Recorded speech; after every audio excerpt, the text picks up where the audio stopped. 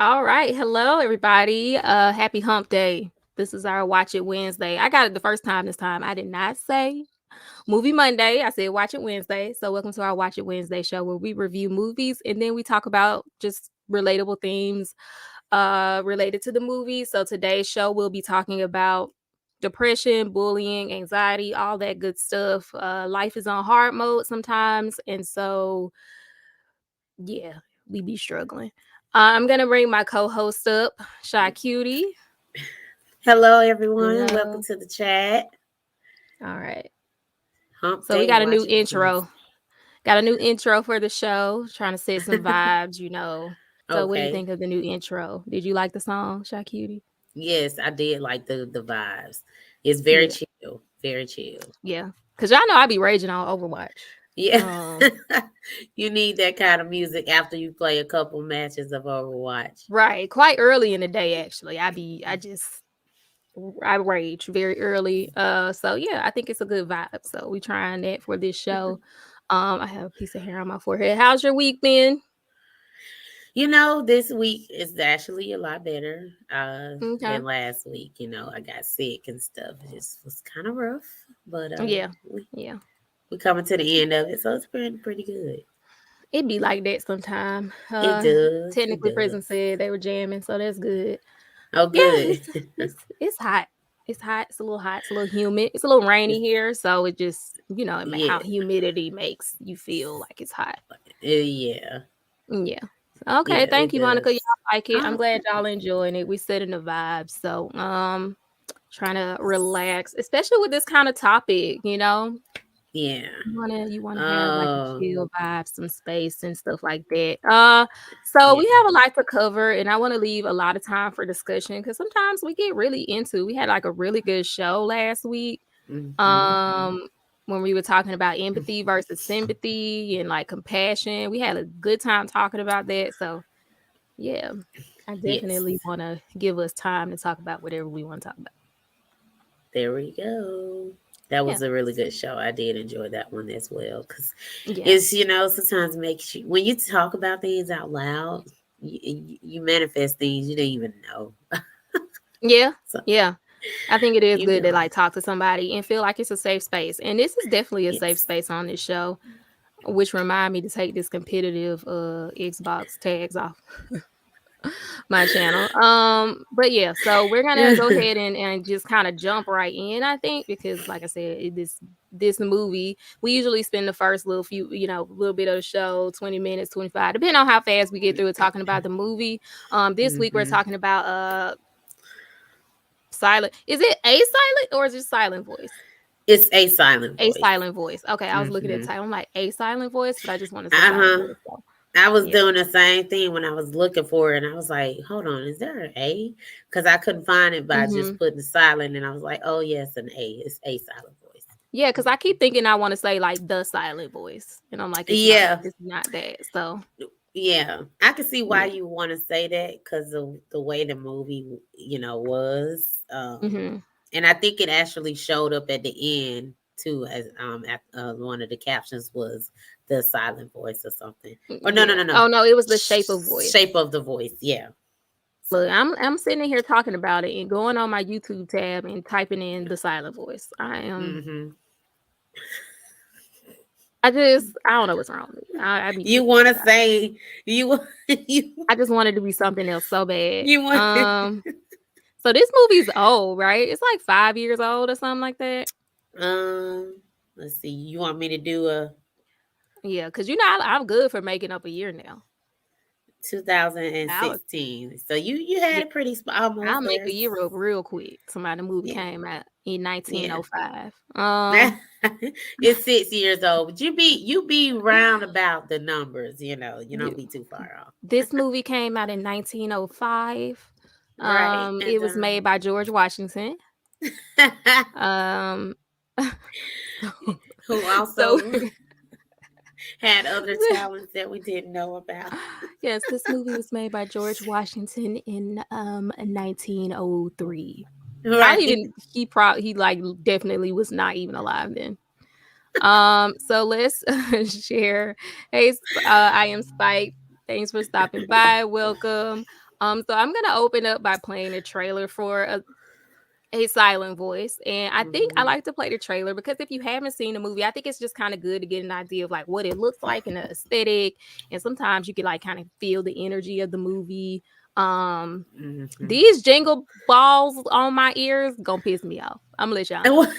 So if you see me throw this freaking headband across the room, I'm good, What right? is Sometimes I just get wrong? irritable and then I just be like, I'm gonna throw this shit. So let's see. Oh, Let's talk do, about that. We'll do talk they make about my noise? movies. You don't hear Well, that? I don't hear it unless you do that. But if you're Yeah, just that's what I'm talking, saying. It's not really that bad. It's just like, and then okay. I have one here too. Oh, So let's see. okay. So I'm gonna go ahead and share this tab. Let's watch this. Good. I'm glad you've seen this movie. I watched the show. So I had seen this. I had watched the series version of it. So it was cool to watch the movie. It was like more condensed. So I guess you could technically say I've seen it twice. Okay. We're gonna share this tab. Can you hear that? Yes. Yes, no. Can you hear it? I can't Yes. see you when I be on the other screen, so you gotta say yeah.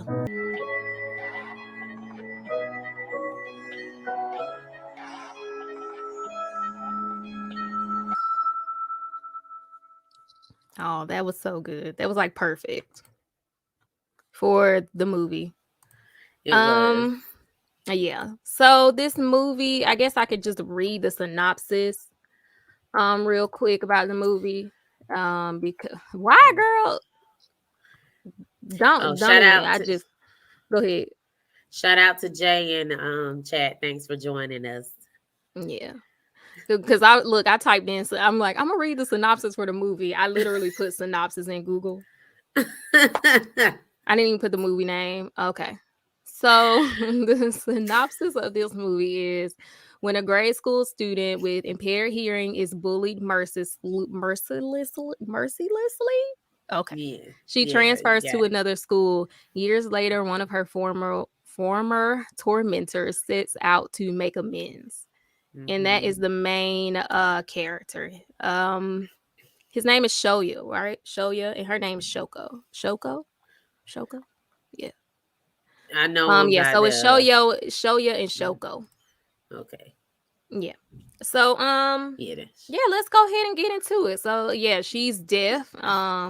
And so she was picked on for that. I mean, she could hear a little bit, but she had her hearing aids in. So yeah, she was deaf. I love the sign language in this movie, but we'll get Yeah. into first. Let's go ahead and get into our reaction / review of the movie, and I always let you go first. So Okay.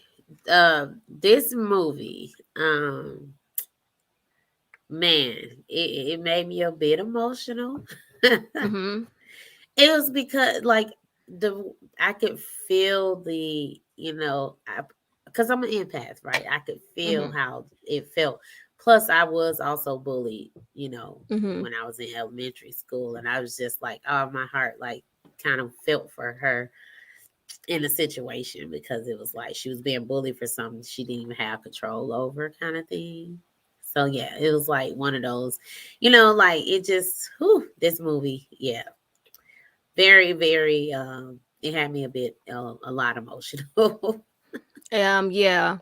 It definitely I did find myself at some points just feeling like it was dragging on a little bit to get to the point, but ultimately I do appreciate the time it took to really like get to that point. I think at the end it really makes it all like it's definitely a payoff. You feel like you've worked towards this moment and it definitely is a big payoff at the end, just because of hmm feeling like, okay, we went through this journey with these characters, we saw the pieces. hmm And hmm you could definitely tell because it was like a show. I think the show is even more like takes its time. So you could even like as much as the movie felt like it took its time, the show did as well. So I do appreciate that about it, but you could definitely feel like there's like so much more that was explored and when you're watching the hmm movie. But I think it's still beautiful. I think they included everything they needed to include to get the impact that they wanted to get. I Um agree. yeah, Agreed. this movie made me Emotional. I think both time. Well, like I said, when I saw the show, I definitely liked it. But yeah, I definitely feel like it was more impactful in the movie. Maybe because I could just sit and watch it through all at once versus Yeah. watching it episodically. I guess maybe I was able to get like the impact of the emotional thing Mm-hmm. like a little bit better. Yeah. So the end definitely was my favorite part. Okay. Um, Yeah. so Yeah. yeah, so what do you think about the characters, the pacing? I guess we always talk about pacing, because we just come off reviewing Mamoru Hosada's movies, who is the king of pacing. So how do you feel about the pacing of this movie? This one, I actually like the pacing in this movie. It was okay for me. Mhm. I when I started to feel like it was dragging a little bit, then something would happen, and I would be like, "Oh, okay, I understand Yeah, why that was necessary." So I yeah. definitely think that everything happened. It was necessary for the as far as the pacing goes. I do like how they gave us a chance to like connect with each individual person, which is Mhm, really good. There was like a lot of people still involved, and I think mhm. that they gave us a good sense of each person and like got us like Right. connected to them just enough for us to understand like everything else, or to like have a connection with everything else that was gonna, take place in the story. So I think Yeah.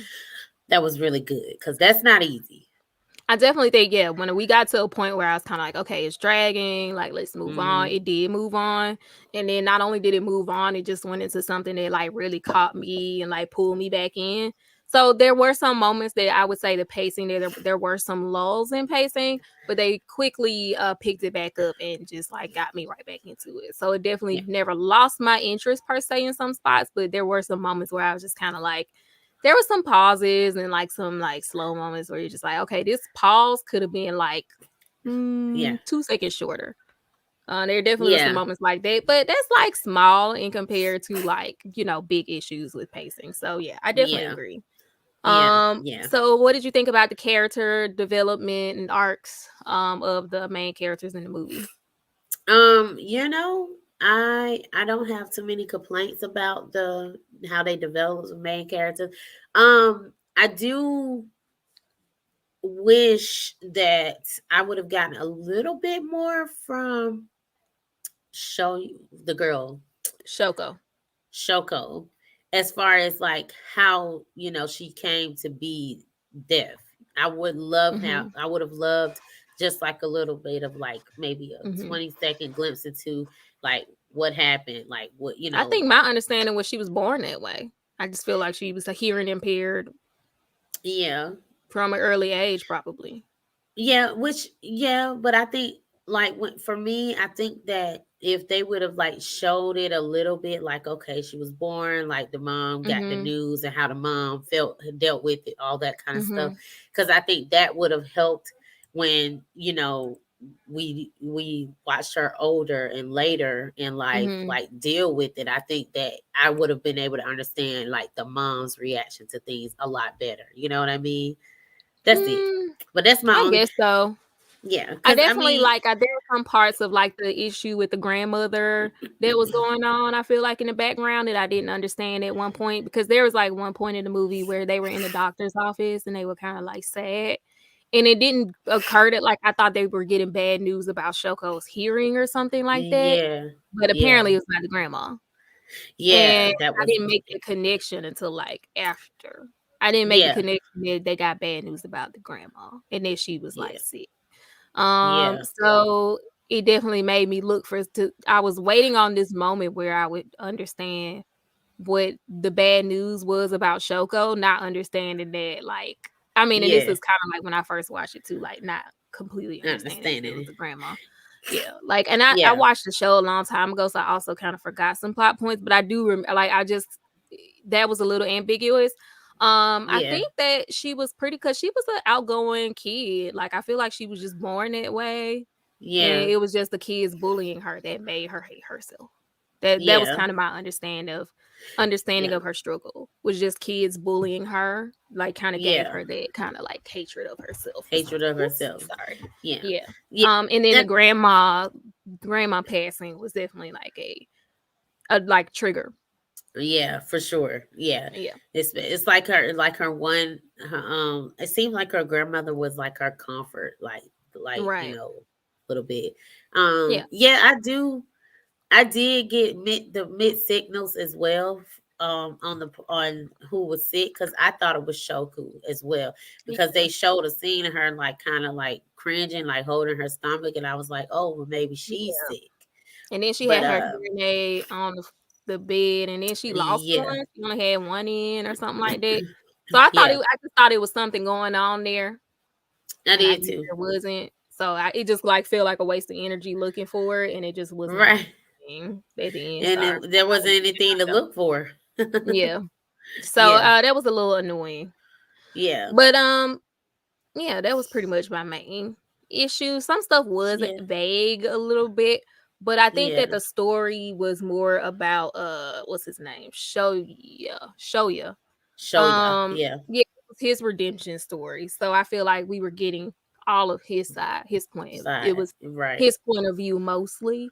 So I'm Yeah, okay with not really knowing her thing. And I think that made it more impactful when she like was, I guess it was just like we were supposed to be like him, to the point of we never yeah. really thought of what she was going through or how she felt or the Right, effects of all this stuff. It was like a selfish, like he was so into his healing journey and what he needed to do to feel better that he never really right. stopped and thought about her or the Her impact he actually had that it on her. had on her. Yeah, that's Yeah. true. Yeah, And so I yeah. like, oops, sorry, my light back here I tripping. do like how they kind of made their lives kind of parallel a little bit. That like they both Mhm. had it, like they had different struggles, but Mhm. the results were the same. You know what I mean? Mhm. And I think that was kind of cool how they showed that, he wasn't deaf, he didn't like have to deal with the bullying like her, but he also had his own struggle with Mhm. himself as well, because of like, they both had a self-hatred thing for different reasons. So I think that was kind of cool to show it Yeah. existed in different ways, because I Right. think sometimes we with what we do is we feel like like you said, our struggle is worse than somebody else's, or we're going through stuff all by ourselves, not really Right. realizing that everybody have a struggle, Right. and they might feel similar with a different struggle. I agree. Um Let's see. So, yeah, I definitely like the character development. I liked watching him make friends and discover the importance of friendship and like Yes. kind of do his thing, like his self-sabotaging kind of moment he had. Yeah. They definitely had some good moments dealing with like depression, social anxiety, like Yeah. kind of trying to show what it feels like for the person suffering with it. So I definitely appreciated them showing kind of like their depiction of social anxiety and isolation. Like, I definitely Hmm. like that with all the X's on everybody's face. Um, Yeah. I thought that was Uh, cool. I like that. That was that was cool. Yeah. That was So, good. I mhm. did Was like there that. Go Go ahead. ahead. No, go ahead. Oh yeah, I was just gonna say that I did like how they used the X's on the faces, and how like from his perspective, he could not even recognize people's like faces, because he was just Mhm. so like he pretty much, it's like the S's to me made me feel like he just wrote everybody off. Yeah. Yeah, Like can literally. connect to, Yeah. like, human emotion and other humans and stuff like that. Yeah. Yeah. Yeah. And He definitely had I a thought hard time with it. he had Yeah. a hard time. Like, and I did like how the the how realistic it was with them, how long it took him to like Mhm. come out of it, like it Yeah. wasn't like he just woke up one day and he popped out of it. I did like how they show how he arrived Mhm. to where he did finally snap out of it, And just or like the the realization. physical symptoms of social anxiety and That like his too, yeah. very physical symptoms when he would Oh, get like really anxious in social situations. yeah. So yeah, that definitely was cool. Tomboy comes, I found you through trash can ways. I have to watch the replay. I just- Oh, okay. Cool. Oh, Thank you for coming by good. and saying hello. Yeah, definitely watching on replay because we're going to have a segment after this where people come up and talk about their experiences and we share ours and we kind of just talk. So, yeah, definitely check the replay out if this is something you like to hear people's perspectives about. And I'm glad that you get to unwind today. So, enjoy your Yes. day. Thank you. Yeah. So yeah, I definitely enjoyed seeing the physical symptoms he showed from social anxiety, like the stomach Hmm. aches and like all the things, Yeah. because it's not just all in your head sometimes. Like Yes. it doesn't really even matter how it started, how you became to be that way, or whether you Yeah. were born that way or you had some situations that made you that way. I mean, the symptoms are very real, and that's really kind of what matters. And sometimes for some people, that's the hardest part is getting people to like even acknowledge that their current symptoms are real and what they're Uh, experiencing. My light just went off. I I'm know. just like Well, their current symptoms are real and what they're experiencing is real. And it doesn't really matter how you what you as an outsider think about it.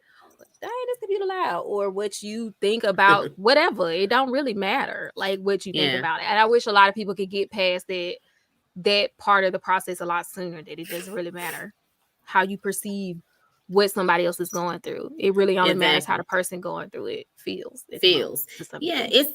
it's similar to, and I think this is why empathy and compassion is important, like Mhm. to exist, with the reason is that because sometimes you try to take how you feel and put it on someone else instead of Mhm. like looking at how the person really feels. It's like Mhm. makes me think about when you go to the doctor and they ask you your pain level on a scale of 1 to 10.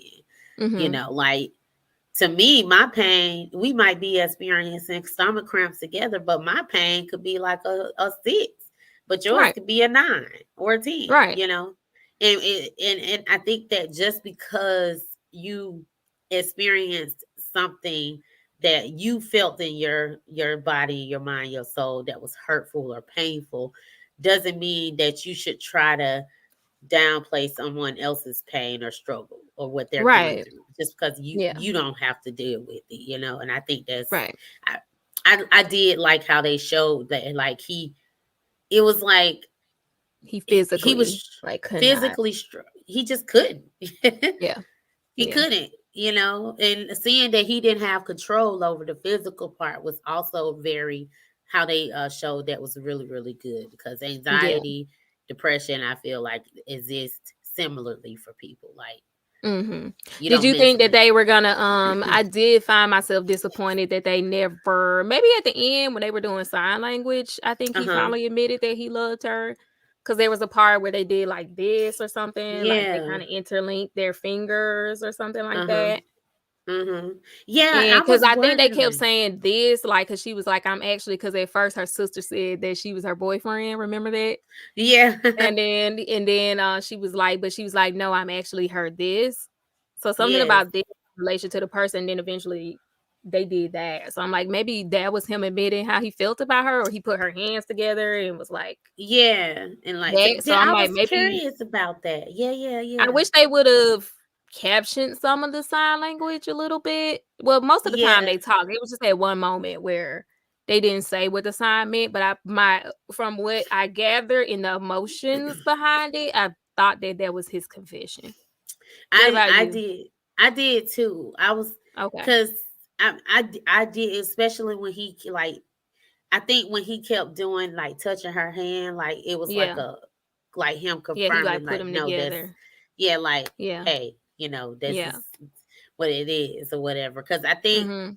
because after that she kind of got a little bit kind of emotional, or no, she Mhm. started laughing or something. But I Yeah, and then they I seemed like they were together after that. yeah, Maybe. So because I think that was the confession. I just wish they would have captioned or like just put it like like sometimes they'll put clarified it a little bit on the better. top, yeah, Yeah, what that mean, because usually when they were signing, they were saying what it meant. So we never really right. had a moment like that. Oh, what about the part when she was telling him she loves him, but he couldn't understand her? I was like, oh no. That was so I was sad. I I was felt she so was sad for trying. her. She had got She up the was confidence.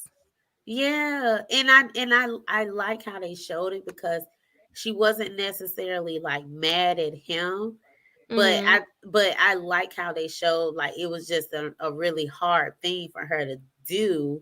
Mhm. And when she finally, like you said, muscled up the courage, it was like, dang it, I did all of this. He didn't even understand what Mhm. I was Cause she was trying to saying. talk to him a lot that day, and he was like, "Why Yes. aren't you signing and stuff like that?" So yeah, that Yeah. was and but I guess their way in the end was more genuine to them and her.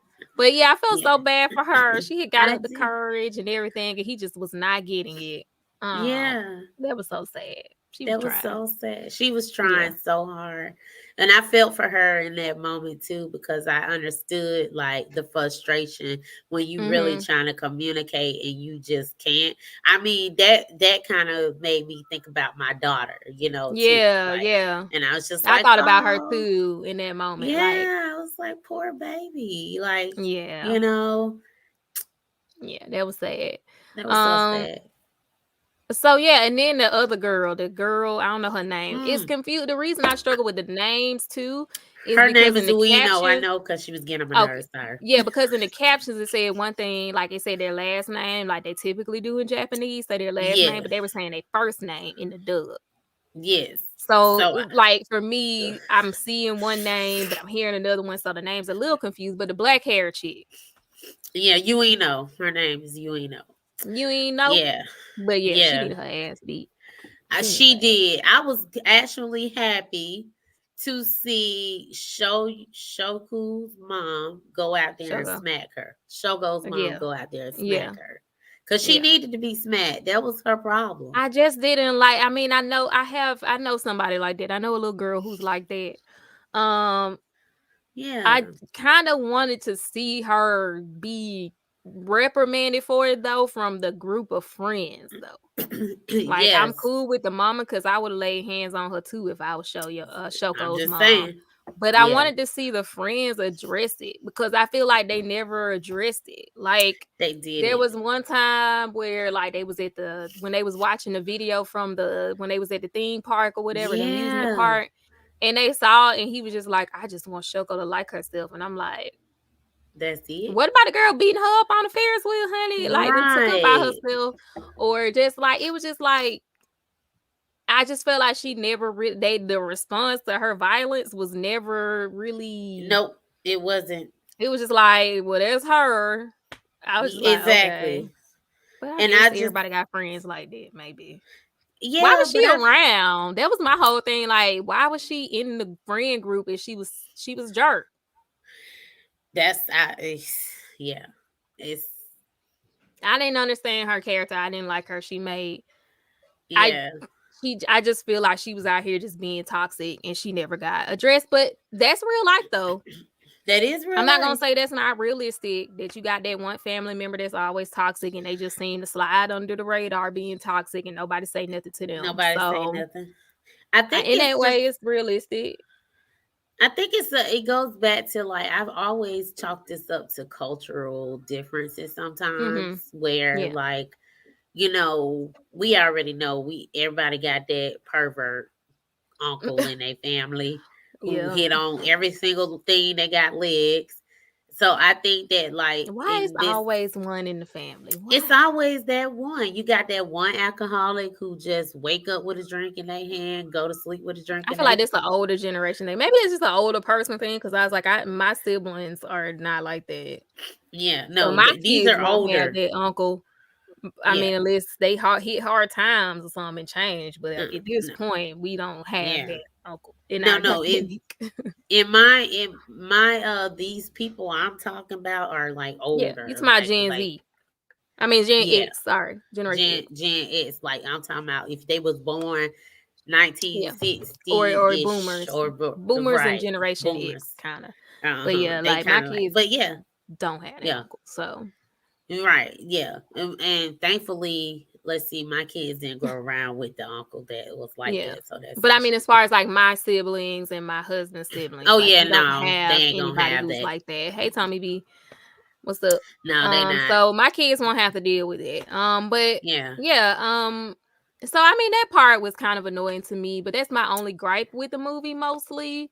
Yeah. is that girl never really feeling like she got checked or even acknowledged by the friend group. It was just kind of Yeah. weird to me. It was weird. It was like I kind of felt like someone should have kind of tried to defend her a little bit, like Yeah, knowing the situation. She really was, she was deaf. She really couldn't hear a lot, and like I just felt like it was like I don't like injustice, and I think that was yeah, just really yeah. beyond like injustice, like for I me. mean, I Yeah, think it's hard to expect kids to defend other kids, but like even just you being like you're being mean me, beyond just like it yeah, just you felt doing like it like was just very low response to what she was it. doing, even from the friends. Even when he Yes, snapped on everybody, I felt like he didn't really lay into her the way I thought he would in thought that he moment when he was would. kind of just snapping at everybody.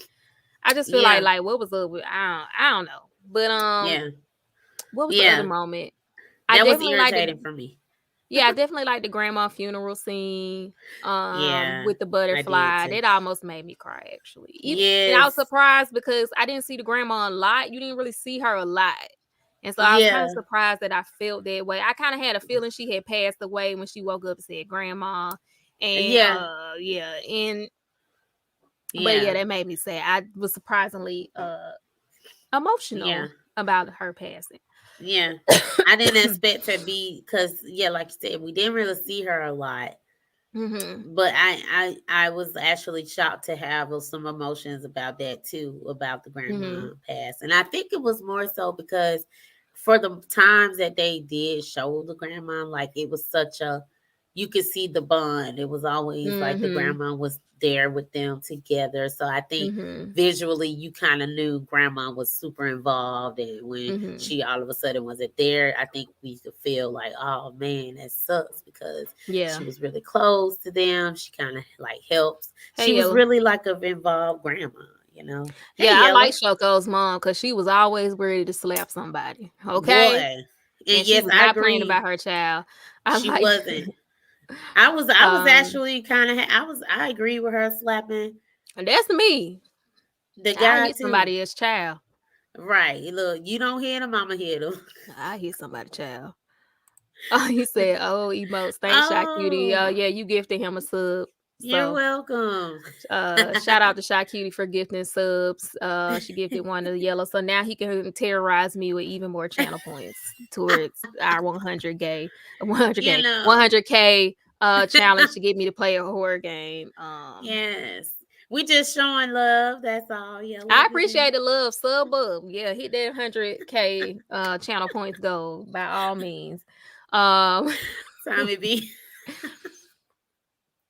The things we do for content. I know. Anyway, so let's go ahead and give our rating and a review of the movie, and then we'll move into the open discussion part. Okay. So what would you rate this movie? And we've been watching a lot of the same director, so it was nice to have a different director in the rotation and see a different art style and all Yes. that. And I like the music, by the way. I love the music. Oh, It yeah, was the very music was touching. Yeah. yes, Yeah. very touching. This She gonna give it 9.5 because she gave everything 9.5. I'm just one, no, kidding. actually, surprisingly, this one's more like a 8 for me. Yeah. I, Um, yeah, like yeah, don't I get me think wrong, it was good. yeah. I mean, it's definitely they had some really standout moments in the movie for sure. Like when he Yeah, fell into that sequence of him falling and then it turned to the eggs yes, and that was beautiful. yes, They had some beautiful moments, but yeah, I they think for did. me I think it gets a 8.5 for me Okay, just because I haven't watched so much anime. I definitely appreciate a movie taking time to talk about this issue of like yes, depression, anxiety, redemption, bullying, the mm-hmm. complexities of human relationships and emotions and stuff like that. So Yes, I yeah, definitely appreciated the subject matter. And I thought even though they took a while to get there, I think yeah, when we got there, the payoff was good. And as someone who has suffered with depression and like just knowing how you can be so isolated and how it can make you feel, I definitely appreciated seeing yes, that on the screen and seeing him come out on the other side Definitely. So Yes. for Yeah. me, it gets like an 8.5 because I think that is a very touching movie. I know we haven't Yes. seen that viewer in a while, but what it was a Rimuru wanted us to watch this Y- movie and was saying, Yes. so shout out to them for Yep. really Shout out. pushing us to watch this movie. Yeah. Yeah, so it's really good. So you gave it an 8 and I gave it an 8.5. And who would you recommend this movie to? I honestly think that this is good for if you're entering into middle school, high school, Mm-hmm. um, children Mm-hmm. who are going through, yeah, middle school, high school. I think this will be good for them. And I would recommend this to adults that suffer with depression. And if you like That slice of too. life anime, if you suffer with that, if you like more like just a slower movie, it is heartwarming, it is good. But yes, like if you like slice of life, you like kind of like those slower anime, and you just want to watch an anime about social anxiety and stuff like that, I think this is a good one. For sure, if that's kind of your thing. Um, Yeah. so yeah, so 8.5. All right, so we'll go ahead and we'll definitely check this movie out. Check this movie out. It's on Netflix. It's streaming on Yes. Netflix. I think it's 5 years old. We confirmed, right? Yes. Yep. Um, Six. yeah, Six. 6 years old, 6 year old movie. Yeah. So it's been out for a while, but it's beautiful. There is a show, so if you feel like, okay, I want to see all the details, you can watch the show. But the movie Mm-hmm. was good. So we're gonna move Yeah. into the open panel discussion part of the show. But if you like my content and you enjoy what we're doing here, make sure you give the algorithm a little snacky snack. Make Mm-hmm. sure you hit that like button, hit the subscribe button, hit the bell so you know when we go live. If you over there on the other side, make sure you give me a follow. We have a follower goal of 70 right now. We're at 67. So we're almost to our Mm-hmm. follower goal. We are affiliates now. Nice. Shout out to the affiliates. So we got some emotes. I got a whole bunch of them on hold. Let's hope Twitch approve them because y'all know I be choosing violence and all my emotes are just about almost all. You see, they only let the nice ones go. My little cute sushi rice ball and my let's go emote, that yellow guy up here on the screen. So Yes. let's hope they go ahead and release the other one so we can really turn up in the chat. Yeah, Um let's go. so yeah, so just make sure you feed that. When you hit that, when you feed the algorithm, it knows that people like you enjoy this content and can show it to other people like you who may also enjoy this content. So there are many ways to support. We like when y'all talk in the chat, when you like, and all those things are great ways to support the channel. So make sure you keep it up. And I'm gonna go ahead and switch up after that commercial break. Let's see, we'll talk about the themes and then I'll switch. So the themes of the movie that we will be talking about today related to just regular life. So you don't have to have seen the movie to join in on this discussion is depression, redemption, isolation, and bullying. I mean, they kind of all can go together. So we'll be talking about those things. So if you want to join the conversation, then feel free. I'm gonna drop the link in a second. I was like, what is that noise? Sorry, there was background stuff. I'm tripping. Just don't pay no attention to me. I'm listening to stuff. And the question of the day is: have you ever suffered with depression? Have you ever had it, whether it's situational, mild, light, medium, uh, chemical, any of that? Oh If yeah. you experienced with that, we want to know your experience. If you don't mind sharing, and like I said, you could come up. I'm gonna go ahead and drop the link now to invite people up if Mm-hmm. you want to come join the conversation. Yeah. Um, mm, okay, that works. Okay. Okay, can y'all hear Blippi? Yeah, okay, you don't hear it? Okay. I just want to make sure my mic wasn't picking up Blippi because I was like, goddamn Blippi. Okay. Who is Blippy? It's a show on YouTube my daughter be watching. Oh. Turn up. I rock with Blippi. Yeah, we're gonna go ahead and start talking about the first thing. So which one you want to talk about first? I dropped the link. Let me start. Which one you want to hit? If You there's want one you want to hit first, let me know. let's talk about let's do the Oh, my depression. stomach Let's growling. see. Cuz I Depression. think yeah. I Okay. think this is a good one because I don't think that people recognize signs of depression until they're already like in a dark hole. Uh, Okay. Yeah. yeah, yeah. So I would have to say I experienced the worst depression ever when I was pregnant with my daughter, and I did not. Mhm. I've never experienced depression before that. Mhm. I did not know that I was depressed. All I know is that all I wanted to do was go to sleep all the Mhm. time. Mhm. I did not want to do anything. And my house was atrocious for a while there because Mhm. I don't know. You just don't have it. Yeah, it really do sneak up on you. Yeah, you just don't have it. And I think that like it took me maybe about a month to realize I was depressed. I went Mhm. to my little So checkup and what? Yeah. What? yeah. What made you? Did they out? Do they? Did they do the little scale? Did they do the little questionnaire? Yes, they did a Mhm. questionnaire on me, and then he it was I think I had a male doctor at the time. Yeah, he asked me some Mhm. questions about like Mhm. how is your day-to-day activity, and I told him like I used to walk a lot, but I haven't walked in a while, and Mhm. I'm gonna pull I that just depression scale up because we use that on yeah. patients. A lot of Oh yeah. patients we Yeah, try to that's a do good it idea. before and after. So I'm gonna show you the depression scale that's usually used. But yeah, go ahead. Yeah, so like he asked me about like my day-to-day activities, if I feel a certain way throughout the day, how often or something. This Mhm. is very kind of vague because this was some years ago, but I'm doing my best to try to give y'all as many details about it. And I think at Yeah. the end of it all, he said, you're experiencing some postpartum. And I said, Mhm. I thought that I was like invincible to be depressed.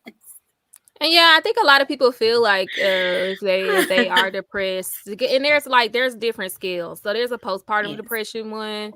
There's Hmm. like a regular depression one. So there's different scales. They use different ones depending on the specialty. You have some for children. You have them for there's different things. So there's different questionnaires. I'm gonna try to find one because I went on APA, but I think I'm just gonna do maybe the generalized anxiety. They had the generalized anxiety one. Okay. I'm trying to find a good general, like one that's not too specific. Um, so that's one I'm trying to find. But yeah, so for me, I had depression as well. I think the first time that I realized I had it was when I was in nursing school, and it Mhm. was mild at the time. Which it's like mild, it was mild at the time. So when I say mild, I mean I never had the word I'm not gonna say about ending it ideations. I Okay. never had any of that.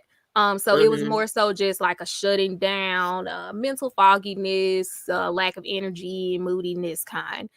So all of my depression fits or moments I've had have never had ideations of shutting it down, canceling Christmas, we'll say.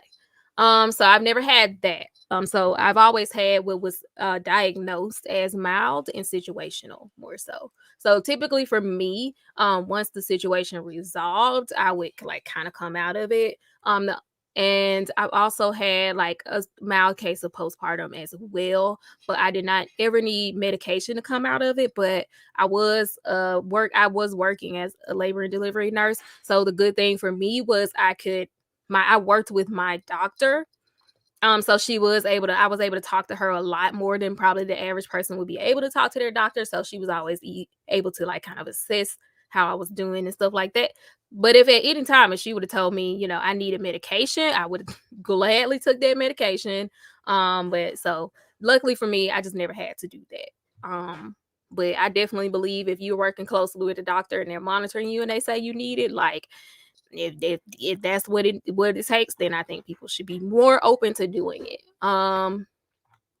But I also trusted my doctor a lot because I knew she would never put me on anything I didn't need, and she always had a goal of weaning me off. So, like I said, I had that trust with her that even if I did have to take it, if at any point I could be weaned off, she would do it.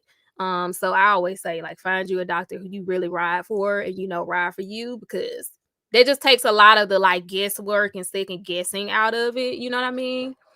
Um, so that's kind of my experience with it. So I have somebody in the back here. I'm gonna bring them up. I was trying to click this thing. Hold on. There's some. I'm trying to pull up a standardized one, and they just doing the most. Uh oh, I'm used to the Edinburgh postnatal depression scale, so we'll do that one. The EPDS. That's the one I'm used to because I worked in labor and delivery. And let's see, we'll pick one. There's an adolescent one. We'll do the adult one, and we'll do maybe the patient health questionnaire. No, we'll do the depression scale. We'll do the DIPS one. Okay, so I'm gonna bring some people up and we'll talk about some of those depression scales. And yeah, we'll just kind of go from there. Hello, Tommy. What's up, y'all? Hi, Tommy B. How's it going? I can't complain. Pretty good. Good to Good, hear. good. I'm gonna bring Jay up. Hello, Jay. Hey, Can Jay. you Hey, can you guys hear me? yep, Am I Hey, we what's lagging? can. happening, Joy? Welcome to the show. What's up, guys? Um, Sorry. Yeah. I like your guys' breakdown, and I apologize. I haven't been on, guys. I've been sick for the past 2 days, but I'm just now Oh, yeah, I kind was of like, getting you good. over it now. sick. Yeah, I And, Okay. and saw. not I'm glad you're COVID, but it feeling was better. just the cold. That's all it was. It was just a Yeah. cold. Yeah. Oh, well, that's Yeah. Like good. that season Okay. change stuff. Yeah, it happened. Yes. You Well, I'm did. glad it was just like a cold and not because I was like, oh my gosh. But I'm Yeah, glad me that you too. feel enough to come up and talk to us about it. I'm Yeah. gonna bring up some like I said, I'm gonna bring up the depression scale. But Mm. y'all could go ahead and share y'all experiences with depression. I'll start with Tommy because he showed up in the back first. So Mhm. you can go ahead and go first before I pull that up. A lot of my experience was it was weird because in our community we always think that it's a white folks thing. When you think about depression and stuff, but um, You trolling me. it's a lot of like. So I went through the stuff and then I didn't find out until I was older in my 30s that the stuff that Mm, I was going through was actually depression. Um, so a lot of stuff that we would go through is like, me growing up, lost a lot of friends and stuff. And so, mm-hmm, um, I guess I would kind of label it as like a bad day, mm, just like, oh, it's a bad mood or something like that. But Mhm. not even realizing that like that ain't supposed to last like weeks. And Yeah. mm, the Yeah. one that finally like stuck out the most is when my cousin passed away. Me and my cousin was the same Mm. age. And Okay. so where I come from, like most of the people around my age, when they pass away, unfortunately, it's usually due, to like some gun violence or something. mm-hmm, But Yeah. he passed away from like an overdose on pills or something, on accident or something like that. Oh. mm, So Okay. my brain had a really hard time wrapping around it, and so Yeah. kind of what you said as far as like you not feeling like you know um deleting yourself or whatever, right, it's kind of the opposite, because like Mhm. if we lose somebody, the way we take it out is we go look for somebody type of deal. And it was weird because I didn't have that, and so it mm, Mhm. was a weird head trip for me. Like my brain Mm. could not process it because I had like this rage, but I ain't have mm, nowhere nobody to take it out on. So I was just kind of stuck. So it was one of the Mm. weirdest times in my life.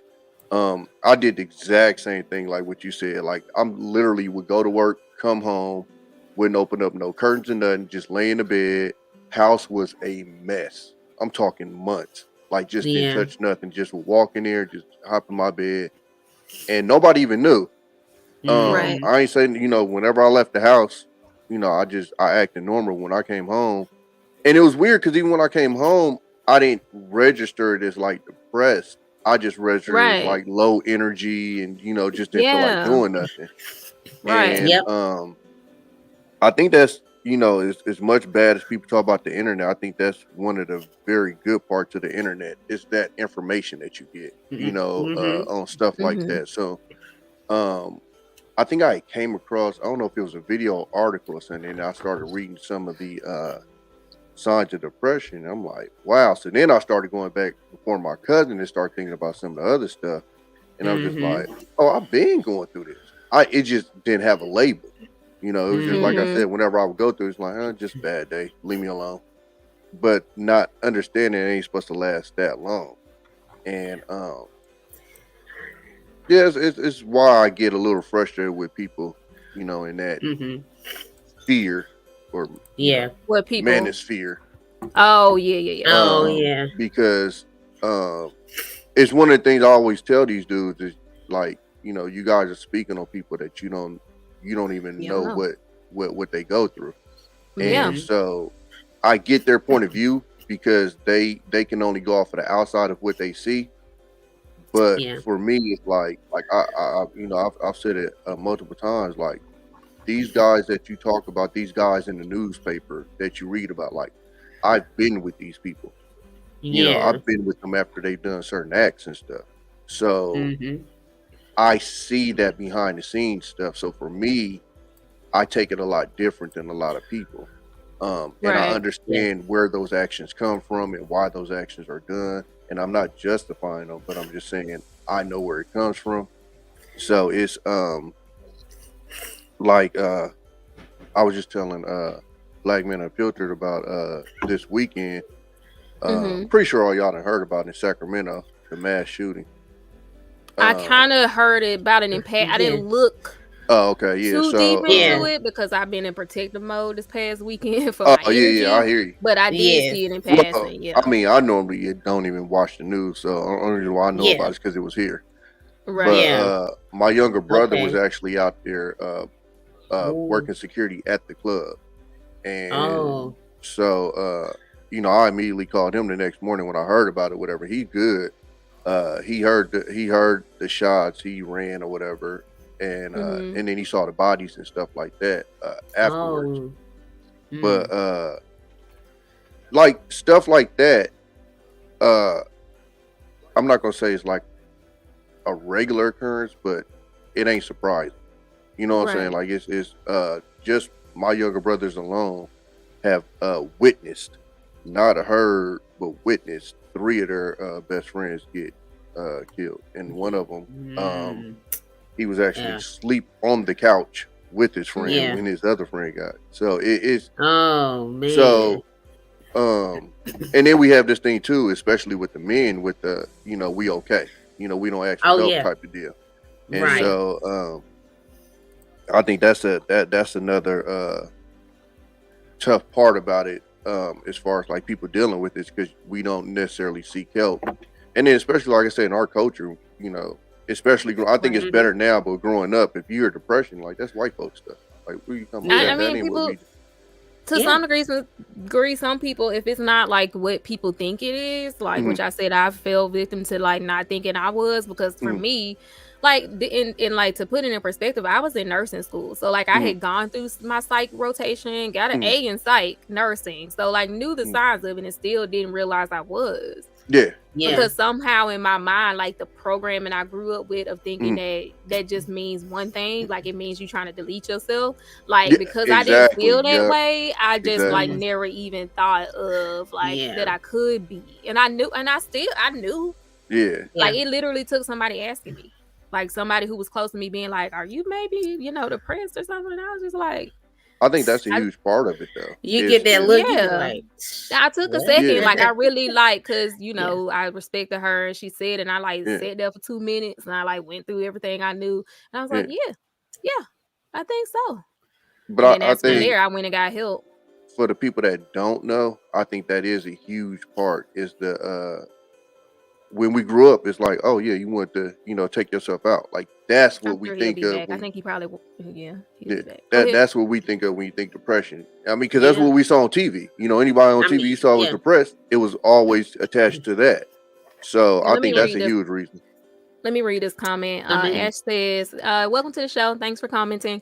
Even when welcome. you do want to seek the help, resources might not be there for you or just hard to It's hard access, Mm, to and that is access. very That true. yeah, is Like very true. yeah, people just be It throwing out go to therapy, like yeah, especially like you said in these spaces, go to exactly. therapy. I'm It's like, yep. y'all, therapy ain't Like cheap that now. exact. And I got lucky because I got it through the military. So See, Yeah.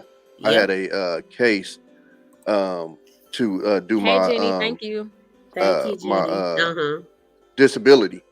And so they sent me to a psych for that, and that's where I actually learned all of that stuff with the depression, the PTSD, anxiety, all that. Like I was dealing with anxiety. I had no idea what the hell anxiety was.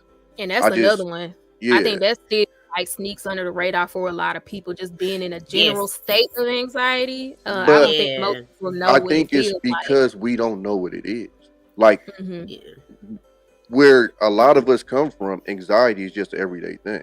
Yeah. Like it's still stuff that I do to this day. Even like my dad, like he's in the house and he has like a door lock under the it's like one of those sticks that you put under the doorknob. Oh, Like yeah. that, like that's how we Yeah, live. You know what I'm saying? Like I that. stayed in the So hood. And, yeah. Oh, yeah, yeah. so You gotta it's use- it's weird Yeah. because it's kind of like it's just what you go through type of deal. I'm Yeah. gonna give Jay a chance to give his experience. Okay, Jay. Jay, can you hear us?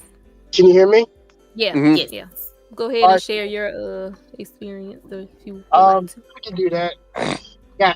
Well, first of all, on I like everybody tuning into my chill out sessions because I do talk about a little bit of my real life and a little bit of depression that I did have at the time when I was much younger. So to tell Bree and ShyCutie here. So yes, guys, I was technically given up by my actual biological parents, and that caused all kinds of shit Oh, to yeah. go. Oh, yeah. Yeah. Okay. So understand that, like, that depression came from that off rip, and I had abandonment issues at the time.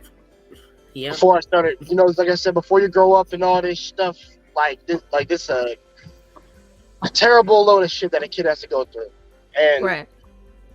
and trust me, when you're being bullied on top of it, or which I just had a lot of anger, and I just took it out on the bullies, and I just like my depression. I was just like, what the hell, dude? It was a mixture of depression, rage, hate, and abandonment. But like I said, there were certain people. There, like I said, I think some of the good that was around me kind of had to overtake it. Even though I'll tell you what, it was a hell of a challenge from my grandmother, from my mother and my father. They had to really put me on right sometimes. Don't worry, I wasn't doing stuff like we wasn't capping off in the hood or anything like that. No, it never went that far. Right. Up until like just rage and a lot of anxious things. You going in and out, Jay? You cutting in and out. I heard you say existential crisis, but you be like cutting in and out. Yeah. Yep. Yeah. Yeah. Okay. I think that's another big part of it too is our parents growing up. I mean, we Yeah. grew up and didn't know nothing about it. They really didn't know nothing about it. No. And Yeah. it's stuff that I went through in my childhood that I look back now on that could say was traumatic. And I went to school the next day. And that's one thing I was telling a lot of these cats because we had these conversations about these cats, and a lot of them, this shit is like anger from high school type shit, and these Yeah. guys messed with me, and these girls picked Yeah. these guys, and yada yada yada. And then everybody Yeah. becomes like an archetype for that Yeah, person in your and adulthood. Yeah. I'm telling Yeah. them like, y'all don't even like, and I don't want to say I'm making excuses for these cats, but I'm like, you don't even understand what a lot of these cats was going through when they went to Oh, yeah. school and why they necessarily, like Jay said, was lashing out. And even if they was the bully, a lot of the bullies lash out. Like I said, man, I had one of my dudes, they was joyriding in the car, stolen car, and they back. And we seen him laid up in the car, gone. And then he go to school the next day. You know what I'm saying? So it's Yeah. like Yeah. that like when I look back now as an adult, I'm like, that's crazy because now you go to Yeah. schools. If somebody passed, they got a whole team that comes in and talk to the kids. Man, we just went to school. And then when Yeah. you go to school and you start acting out of school and they just think that you this, that, and the other and stuff, nobody don't know that, I just lost my partner yesterday. You know what I'm saying? Right. None of that stuff, so Right. Right. So I definitely relate to that. you brought this talk about like our experiences with it. I think for me, like say even me being an educated person and like knowing what to look for, and y'all like kind of like I think when you're in it, I think it would be important to try to articulate almost like what it was like in the moment. And for me, I know for me, because of depression, I have like some memory loss, which is a side effect of depression. You can have like memory loss from times where so I do have like a lot of memory loss about that time of my life. So sometimes that makes it even harder to like help somebody else sometimes, because I kind of don't really remember some stuff from that time in my life when I was like in a depressed spell. But if I could articulate why I didn't think, like, what are some of the ways you talked yourself into like thinking this was normal? Like y'all said, even though your house was a mess and that's not typically how you are, what are some of the things that you said to yourself that made you kind of like valid, like, keep kind of just be like, this is okay? Like, do you remember at the time what you would say to yourself? My kids, I felt like I was depriving my kids.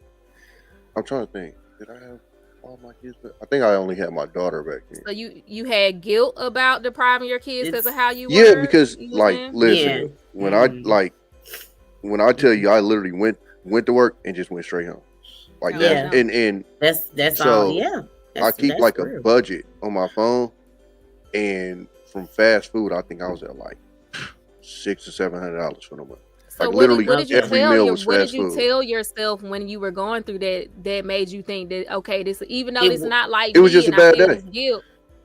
It was just a bad day. And I think where I messed up is I didn't connect it to anything.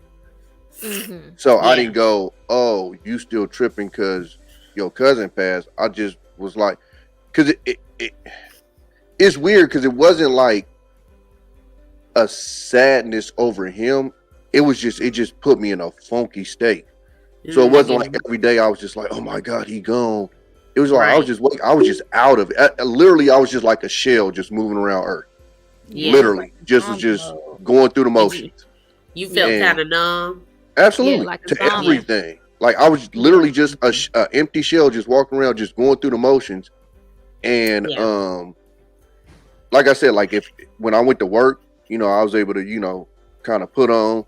And when I was around family, because I don't like people worrying about me. So when I was around family and friends, I was able to put on and kind of, but.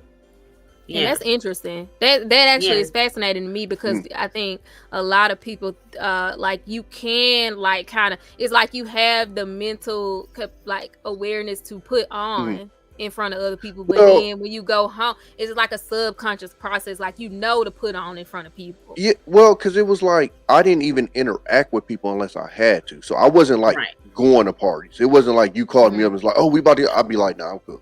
You know what I'm saying? It was when I had to interact with them, then it was like, oh, okay, what's up, woo woo. But even then, it wasn't like exciting. I wasn't like cracking the jokes that I used. It was just like, okay, woo woo. And then but I wasn't like super bland with it. Well, I wasn't just like, I was just kind of normal, but I wasn't just as up as I could be, I guess you would say. ShyCutie, you want to read this? Sheesh. This is what Jenny said. So Jenny Moore says, lack of appetite, grogginess, wanting to sleep all the time, didn't want to interact with anyone, hated myself. And what about you, ShyCutie? What did you? I don't know if Jay came, but he's still on mute. But what did you tell your? Okay. Oh, good. Okay. What did you tell yourself in the moment? I'm on a break. When I was going through my spells of depression, I chalked it up to just being in a funk. And for me, it was like I'm naturally bubbly, smiley, mostly all the time. So if I wasn't, I just thought I was in a funk, or I just thought I was tired from all of the things that I did, the few weeks before. I just thought it was that. I never like even attached depression, like the word to attach to anything was being depressed, because I was like, well, how can I be depressed if I'm mostly happy and bubbly all the time? You know what I mean? And I think it's because the way that society presented depression, it was like the most extreme version of depression. So you never think that anything minuscule or smaller scale could be depression, like, or be slightly depressed. Like, I had no idea of those terms. Yeah, It there's would like be varying Yeah. levels too, and I think most levels. people, like in my case, I definitely thought it was like all or nothing kind of thing. Yeah, Yeah, Jay, exactly. I know you were cutting in and out, so you didn't get to finish what you were saying, but yeah, Jay. you can finish what you're saying and say kind of like what you Oh, told okay. yourself in that time. Well, normally that relates to the movie that you guys watched, and I have seen it like twice, 3 times over to kind of get like to really show like whenever you get to the age when you're an adult and you're a kid, you look back on this, and I Tommy's an adult, I'm an adult, all of us here are adults, you'll be like, yo, life is some hard shit. I'm just not even gonna lie, bro. Like, I ain't gonna lie. Like, whoever thinks that it's easy, yo, I think you need to step into my realm and really look through all my freaking childhood and tell me what was easy. None of that crap is easy at all. And I always wondered this question. Was I responsible for my own depression?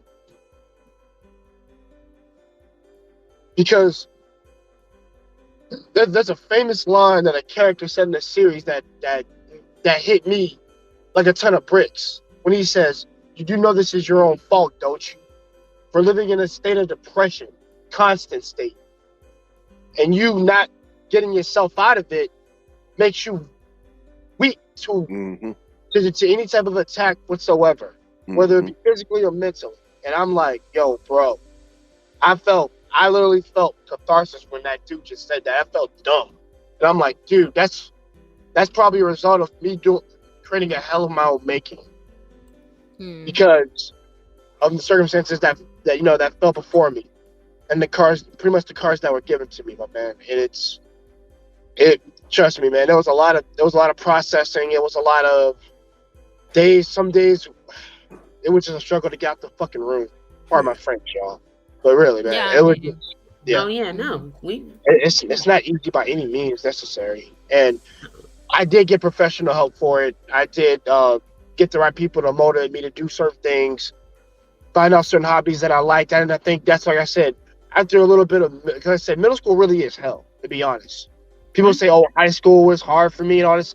For me, high school was freedom to me, as opposed to middle school where I gotta be fighting every day. I gotta be beating everybody who gets on my, like, who looks at me the wrong way. I gotta, like, dude, you gotta understand. I even there's ladies here, but I'll say it. I even got in a fight with a girl one time, and she thinks she can just hit me on the back of my head, and I just said, "F it, man." Yeah. I just hit her one time, and then after that, I had to go and apologize to her just because I told my mom. I was like, "Yo, bro, listen." Some people were talking about her. She thought it was me. I didn't say anything to her. I don't even know who she was. So I'm like, okay, screw it, man. I'm about to snuff this out because a lesson got to be learned. You can't just touch me. I already got problems as it is right now. You putting hands on me is making it worse right now. And but that's why people should respect other people, because you never know what the other person on the other side is dealing with, and you never know how they're gonna respond. Yeah. I do want to ask you. Hold on, let me read a few comments and then I'm gonna ask you my question, Jay. Holding it. Okay. I'll read this one. Holding it in around others while slowly but surely deteriorating on the inside while smiling and acting like everything's cool. I think it's cool. 100 Watt said, life is easy, we make it hard for ourselves. No. Hey, Trash Can Wade, shout out. This is Black. It's Black is Tinga. I'm probably butchering your name. Welcome to the stream. Hey, thank you for stopping by. Welcome to the chat. We're talking about depression, anxiety, bullying, all these things related to this movie we watched. So we're just talking about the themes right now. It's an open panel. Trash Can saying, no, he's talking about when he was younger. He's talking about when he was before he got help and realized what he was up against. Jay, so my question is, in adulthood, you got help and everything like that, which is great. Do you still have like even situational or like depression now in adulthood, and has it changed now that you're older and you've gotten help? Like, do you still deal with it sometimes? Not to the degree that I had like when I was younger. Like, some stuff got filled out more than others, and it did help me. Help me better socialize and deal with the problems that I would later on have. Like, for example, anytime I'm mad, I just relax and meditate now. Like, it's so easy now. I thank Yeah. my counselors for that. I thank the professional therapists I had. Like, there's a lot of things that I had in um middle school to high school that helped me a lot. And I don't as an adult, like, I ain't gonna lie, man. I like some challenges every now and then, but I mean, the only thing that I do really, I think the only, like, I would say, like, the only fork in the back right now would be just me not lowering myself. Like, when I normally say I humble myself, I have to put what I know to the side to let others to hear others what they said. That was one of my biggest problems. That I Okay. that I now give people the advice. I try to give people the same advice. Like, it's not making me feel down. It's just making me, like, go back from zero, and then just hearing, just trying to build it up to the point where it's like, okay, I think you've got a better grasp of the situation than when you did before. Okay. Instead of you just like to hear yourself talk. That's why. Right. I mean, it was another reasons why I told people. That's one of the reasons why I talk so freaking much. Like, if I don't, Mhm. if I bottle it all in, then it builds up of everything I want to say. It's not coherent, Yeah. talk all over the place, and all that. Like, now when I'm It's on my like a streams, and, stream of and it's consciousness. yeah. Now when we're on a stream, like, we talk about random stuff, we just chill out. I can kind of get away with that, but I normally I like ask people to ask me questions so I can answer it all coherently. Gotcha. Which, because I That kind of make I like, mean, that yeah, makes sense. that's all that That's is. that's Yeah. that's totally stream of consciousness is a real thing. So I try to, even when people come, I try to like help, like direct it because I totally get it, and I Hey, can I can stream of conscious too. I no, Yeah. no, definitely am that type of yeah, you person. got that. I totally I understand would say that. you both. I would say you and Shy both have that personally, because Yeah. I think that can aim. First of all, I think anybody knows this. Tommy's here too. You can angle the flow of a conversation. Oh yeah. You can know Oh where yeah. it's gonna go. Yeah. And now, if you're the one that's directing it, I would say that you also know how it's gonna end sometimes. But that sounds more precognish as opposed to just making a guess. So, like, if I threw up the topic, I can get some. I know everybody's answer is going to be completely different. Now, Mm-hmm. can we? Our consensus may be different, but are we going to be able to see each other's point? That is Sorry, what. y'all. Hold on. It's, Unless it's it's like like weird universal, like, noises outside my house. Sorry. Hold on. Okay. Sorry. I know it's cool. What is that? Sorry. um. You're just, Okay, you're but yeah, I just want you to get your thought out before I move to the test part. But go ahead. no. It's much better than what it was. Way, way better. Like, people will be like, "Yo, are you the same guy that when you're like in middle high school, bro?" I'm like, "Yeah, dude, I'm so different." Well, I I would mean, never want to go back. Dead ass. well, And that's good. I mean, that's good that I people know you can see. dread if my kids have the same thing I have, and I'm like, but since I know what I have, I know how to pick up on it Yeah, now. it's easier it's easier Right. to see it. Well, that's what people talk about when they say breaking generational curses, I think. Yeah. I'm gonna let Tommy answer. Like, you said this was something you dealt with your whole life, and you didn't realize it until you were older. Mhm. So, and you got help. So even with, because I think some people, the reason I'm asking is I think because some people think that once you get help, you like don't struggle with it anymore or something like that. So that's why I'm asking y'all specifically, since I know y'all both got professional help. So what about you, Tommy? Like, post professional help, being aware of what you deal with, do you still deal with it? I don't think so, only because I mean, honestly, since then I haven't had anything as traumatic happen. But also I would know how to spot it now, and I would know what it was, and I would know how to kind of address it now, and kind of nip it in the bud a lot earlier than I did then. So even if I did go, it might be a couple of days instead of months. Like, that was, I mean, even like, so my cousin that passed, his older brother, we both truck drivers. He hopped it. I mean, he got a family, 4 or 5 kids at home. He hopped his ass on the truck and hit the road, and didn't come back for months. Damn. And they was tight too. All 3 of us was real tight. But I mean, that's why, like, 100 watts, when he said that, like, I kind of get what he's saying, but it's like, Yeah. that's not accurate, bro. It's one of those things where you're like saying in a perfect situation, but it's like almost moot because we know that we don't exist in a perfect situation. So it's almost a moot point. Like it could be easy, but like no one feels like it's easy. So it's like it's not really easy. No, that train of thought for me is kind of what kept me in there. And I say that because like I knew people that went through stuff like what Jay said. Like compared to what Jay was talking about, I had a peachy fucking life. As far as like family life, you know what I'm saying? Yeah. Like I had both parents, you know, yada, yada, yada. So in my brain, I can't even imagine what he went through. You know what I'm saying? So when I went through it in my head, I'm going, what you tripping off of? Somebody got it worse.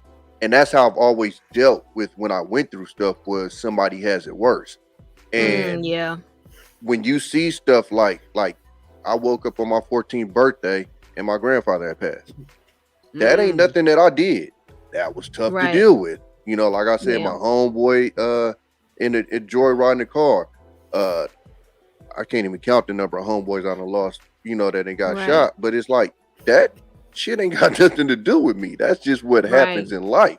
You know, it's and then like you said, people giving up their kids, you know, even you can go back to Tupac. Brenda's had a baby. That, you know, she threw the baby in that ain't that baby's fault. You know, like that, and that part that will make life extremely hard. You know, a lot of us inheriting some shit that we and to be honest with you, everybody's talking about this Will Smith thing. Ain't nobody talking about him possibly being depressed, and I ain't even talking about just off of his wife. See, you got to be depressed. You got people on YouTube that can't handle this little fucking YouTube shit. This man had the entire world talking shit about him for years. Yeah. You know, like we're literally watching guys on YouTube that are losing their shit. People are investigating people's family, you know, to make videos to talk shit. You know what I'm saying? Off of a couple of thousand people at most. And this dude got millions of people making memes. And mind you, none of these people even fucking know him. Yeah. You know what I'm saying? Like, they don't even know him. You know, how many shows you done seen since this shit done happened and people acting like they in this man's house every single day? Y'all don't know shit about these people. And they making matter-of-fact points. Oh, he's doing this. Oh, she's doing it. Yeah. How the fuck y'all know? They live in a whole different world than us with different pressures, expectations. Exactly why you haven't seen me on none of these streams talking about that shit. I tell people all the time, and I'm pretty consistent. I try to talk about what I know. I don't know them people's lives. I can't even fathom what them people go through. It's a whole different world, like you said. Yeah. And I do want to point out too, when Jay was talking about when he got in a fight when he was younger with a girl, even, and it's like, I know Jay knows that you typically you don't fight girls, but that's the whole point I was making about the whole. That's why you respect and you watch your mouth, and I just believe it's better to always be in a place of respect. And if you can't confidently say what you're doing is okay, you probably shouldn't do it. You know what I'm saying? Because you don't know what the person on the other side is going through, and this just may be the day they snap. Yeah. Right. And you gonna be the one on the other side, and like, does they make it right that what they did, how they lash out? No, but that's the reality of life. And I don't like when people try to talk about things from the way it should be perspective only, because we know we know life is nothing is the way it should be. I mean, never. That's why how it is. I want ShyCutie. Hold on, ShyCutie, do you want to say? She got a chance to say. I was just saying. No, it's fine. I was just saying. No, life is never the way it should be ever. And I think that, like I said earlier, that people should definitely have more compassion, because, like, when I think about all the things that happened just within a year's time span, I remember the 21-year-old boy who went and shot up a couple gas stations one night because he blamed people for him keeping him a virgin, and all these things. And I was just thinking about like, if people would just if people because he had a letter about it. He had a letter about it, but like not even taking just a moment to like think about what another person might be dealing with. is the flaw in it all. Like not having Yeah. compassion, not having a little bit of empathy for people and what they are experiencing. You know, like you don't ever know how hard it is for a person. You don't know what they're dealing with on a day-to-day basis. You don't know if they've been dealing with something for a whole year before they finally decided to snap. You know, but Right. then let this person go snap, blow up something. Then everybody want to say, oh, mental health. Okay, yeah, that's true. But can this Mhm. person afford mental health stuff? Did someone reach out to Oh this yeah. person to try to ask them if they needed help with mental health stuff? You know, so it's It's like definitely it is. It's a whole thing. You know, not just it's just kind of I'm really. I'm gonna go ahead. Jenny said that one thing she's noticed is their lack of vitamin D intake. So definitely Oh your yeah. nutrition and stuff does affect. Even for me, that still affects me. Oh yes. I'm gonna go through this little anxiety and depression test real quick. I'm just gonna click some answers. So these aren't my Okay. answers. I'm just gonna go through it. So more so Yeah. we can see the questions than anything else. I got Mandrill in the background, so I'm gonna click through this. Just I want people who are watching. Hello, Mandrill. I want Hey, people who are Hello, Mandrill. Mandra. watching to kind of see what some of these questions are, because I mean I'm a nurse, so of Okay. course I've seen these a million Mhm. times, but I don't want to Mhm. assume everybody. Some people may not ever even thought about it. So these are some questions that Yeah, you I can never ask seen it. yourself, and some of the scales we would give patients or something like that if they came in. So this one is the first one is, how often have you been bothered by feeling down, depressed, irritable? I stay irritable, y'all. Hopeless over the last 2 weeks. Number 2, how often have you been bothered that you have little interest or pleasure in doing things over the last 2 weeks? And I think you could also say when they say bothered, like maybe just noticeable is probably another word you could say. Oh, Like Uh you huh. might notice that you just not feeling nothing yeah, like yeah. that. So I'm gonna click several days for all of them. How often have you been bothered by trouble falling asleep, staying asleep, or sleeping too much over the last 2 weeks? Yeah. How often have you been bothered that you have poor appetite, weight loss, or overeating in the last 2 weeks? How often have you been bothered by feeling tired or having little energy over the last 2 weeks? I feel like that was the same question, but it wasn't. How often have you been bothered by feeling bad about yourself or feeling you're a failure? You let yourself or your family down over the last 2 weeks? How often have you been bothered that you have trouble concentrating on things like schoolwork, reading, or watching TV over the last 2 weeks? How often have you been bothered by moving or speaking so slowly that other people couldn't notice? Or the opposite, you're very fidgety or restless and you're moving around a lot more than usual over the last 2 weeks? How often have you been bothered by thoughts that you would be better off deleting yourself in the past 2 weeks? And then they calculate your score. So it's like 9 or 10 questions. I don't know how many that was. So most of the scales are pretty simple. Most of the scales are pretty simple. I was just going through there like, damn, hold on. Some of these sneak up on you, like Right. You be like, hold on. I was like, hold Well, on. I think Let me check myself. the hard part about Hi, it is Monica. there's so many different I can signs drop and it in the everybody goes through it differently. That's what makes it so hard to point it out, because it's like, oh well, when I went through it, I went through this. Yeah, it's so vague. That's what you're looking for, is what you went through, when somebody else could be doing something totally different. Yeah, it is. So vague. That's just like a scale they could give you in the doctor. But like I said, it's you hear that stuff is vague, and like most of that stuff, you could have a reason for feeling any of those ways. Like, and so that's what makes it really hard. I just dropped the link, Monica. Welcome to the show, Mandrill. I know you just got up here, so I can is there anything you want to say? I've taken like 8 trillion of those depression tests, tests of mental health and all that stuff. Yeah, all the questions are vague, and it's one of the ways people. If you go in for, say, VA compensation, you can kind of game the system. This ain't being recorded, is it? What you mean? Why? I don't know what you mean. No, I don't either. Listen, the questions are really vague. It depends on how you answer. People can get a positive result depending on how you answer the question. Of course. Because it's based on like what are you experiencing, and not only that, the severity of it. You know what I'm saying? Like I mean, I know y'all. I heard y'all bringing up Will Smith. First of all, Tommy B, what's up? Appreciate the recommendation, but $30 for a candle. Really, my nigga? I don't know what. Oh, you talking about the Body Works? Yeah. No, you wait for them to go on sale, fool. Oh, I went last night and got one. No, I bought it. No, hey, Summer I bought it. Hi, Summer.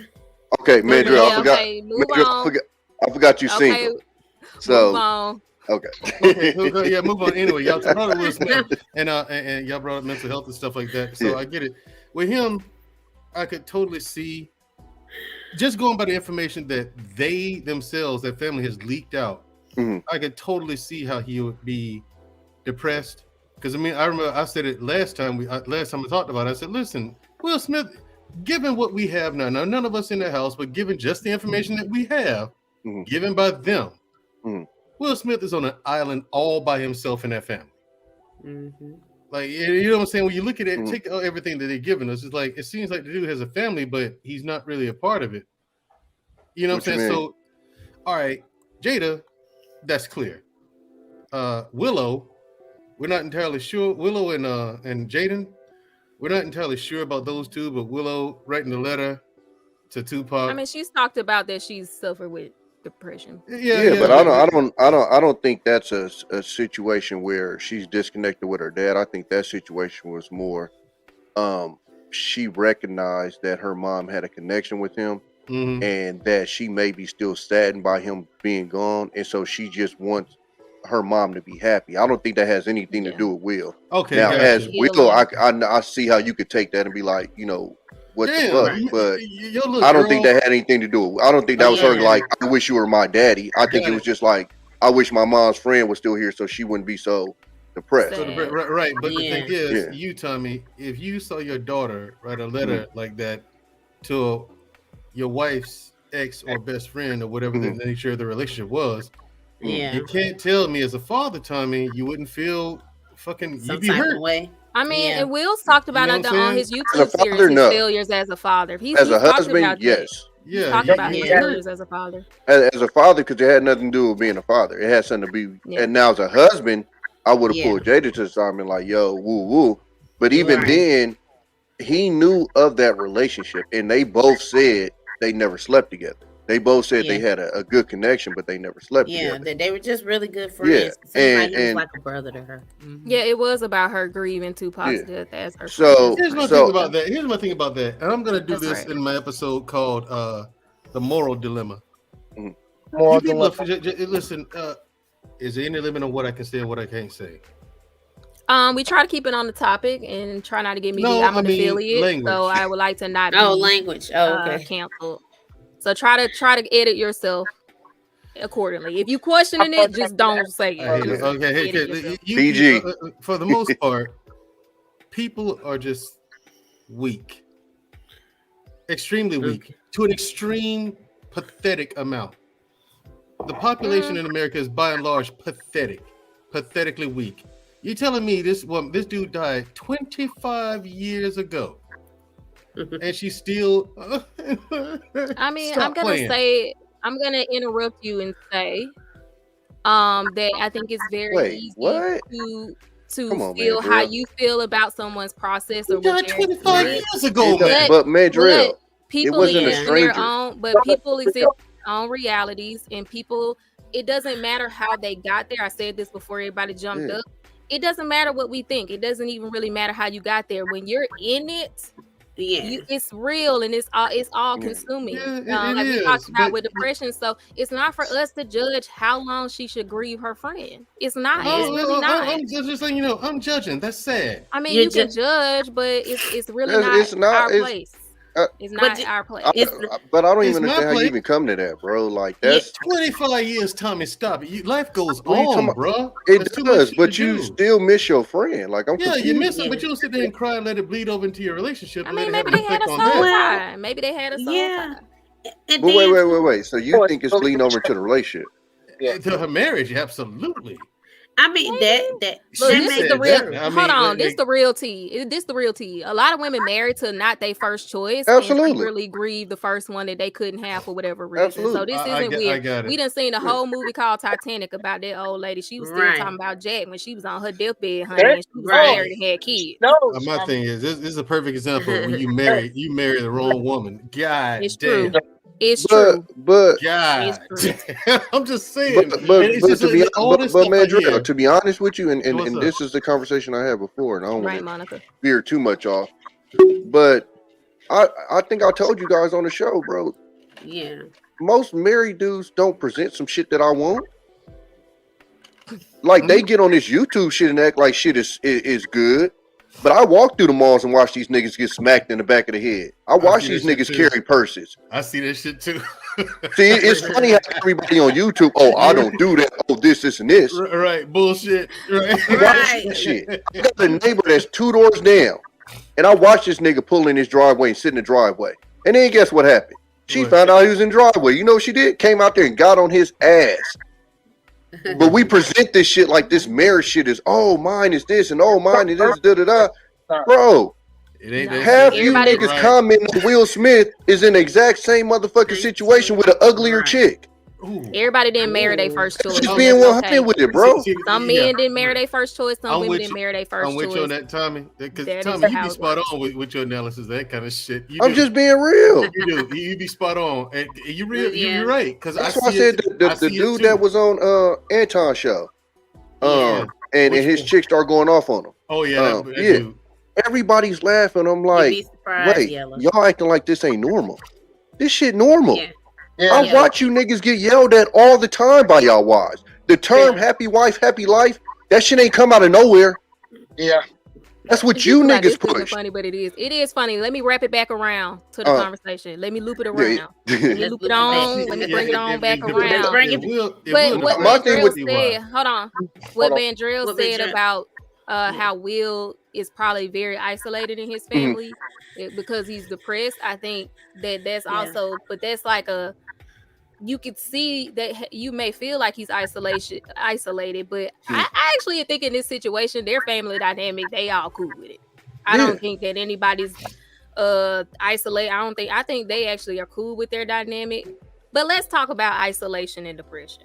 Yeah, I can tell you about Let's talk about how depression can make you feel isolated. I can tell you that. He could feel isolated. Or you just isolate yourself. Or you isolate yourself. Yeah. And you know, and go ahead. Or you feel, or the rest of the world. ShyCutie, the co-host, she get to talk first. Go ahead. I'm sorry. My bad. Or both Will and Jada could feel isolated in their own way. Ass. Because let me break it down for you, Mandrell. Okay. If now you can. just imagine that you go through life, right? Right. Stuff happens, family dies, you lose friends, you deal with some trauma at work. I don't know, you deal with a lot. We go through a lot. We all do in life, right? Not really. Okay. Now let's take it celebrity status where you going through this stuff, but you still got to show up on camera. You still got to show up to the set to do this movie real quick. You still got to take your kid to their movie set to do their movie stuff real quick. Then you still got to show up for your interviews and this and that. On the same note, you still dealing with your family issues in the background. You're going. You don't slow down. That's just imagine if you're driving a car at 90 miles per hour and you don't ever stop at the gas station to fill your gas up. What's going to happen? You're going to run out of gas eventually. You ain't going to have nothing left to give. You ain't going to be able to drive this car because it ain't going to be able to go no more at some point. your car going to blow up. It's going to break down. Something going to happen, right? Okay, let's take Will and Jada. This has been their life. They've been this car moving 90 miles per hour since forever, since they've been married. They haven't had the time to process anything that's happened to them. And now all of a sudden, they, Jada, 40 years old, crying for a whole month. Why? Because none of the stuff that happened to her, she ever had a chance to sit down and actually process it. She didn't have a chance to process her best friend's death even, really. Will didn't have a chance to process all the stuff that he went through either. Really? Yes, they ain't and Mandrell. She started having kids, and you just then you got kids. Now you really ain't got no time to sit and remember too for 2 weeks because you got to take care of these babies. You got all under the public eye. You look all in the public eye. But remember, Mandrell, it's all under the public eye. Got to turn around, like he said, and deal with all the people in YouTube and on social media talking sideways about what you going through when nobody don't even really know how you feel about it. But can I interject though? When you already have feelings of guilt and you've let people down, when you're depressed and you feel, I mean, I'm just talking about the you know, we know depression is a dysfunctional pattern of thinking. It's a dysfunction in your mental process that puts you in that place. So often when you're in a depressed state, you have guilt. You know, for me, I could throw myself, I could go into a depression spell just if I feel like I let my daughter down. Like if I just think I let her down, even if there's other options, it's not the end of the world. Like if I feel like I let her down, depressed. Or you can just say, or you can just tell the kid, "Hey, my bad. I no, feel that's what I'm saying. That's the thing, though. It's not something that she even may notice. It may not even be something that. It's not about her response. That's what I'm saying. Like depression, when you're in that space, it's you versus you. Talk. I know. Yes, self-talk. I have a very, very intimate relationship with depression. Right. So no one has to tell you anything. No one said anything. It's your the script you run in your mind. I know what it is, but my thing is, so my daughter didn't need to tell me nothing because she never said nothing was wrong in the first place. Right. But depression don't care about that. Right. But in most people's cases. Yeah. And I was doing this because I'm playing the world's smallest violin for some music. Sorry, laughing at the comments. Right. This is a world. Shout out to Summer for the smallest violin. But listen, Boo-hoo, guess what? Life isn't gonna care. No one's gonna care. No one cares about you. No, that's true. Except you. Depression don't care either. Hold on. Except you. You're married. Depression don't care you got either. a family. Got it. Depression doesn't care either. You know what? So you get over it. You work through it. You get over it. It doesn't always work. And you move on. It does work. Doesn't. You just but that's how people end up being depressed. All I'm hearing are just excuses and cop outs. That's it. Shout out to Yellow for the 100 bits. Shout out to Yellow for the 100 bits. Thank you very much. Well, I hear a bunch of people. I'm married and I have kids as well. Oh, wait, you got a family. What you worried about? What I'm telling you is that when you're in it, it's not as simple as I'm just gonna move past it. Yes, okay. For the moment, people do move through and they move past it, but they're also doing this without actually really dealing with everything else that comes with what happened to them. So yes, I feel like it's part of the problem. Jay, hold on. Jay, you got something? This is why people end up being depressed. Go ahead, Jay. Please. It looked like he was like. It looked like you did like this. You know you're muted, Jay. You're muted. You muted. You muted. You muted. We can't hear you. No, he's not muted. He's going in and out. Oh, in and out. Okay. We can't hear you.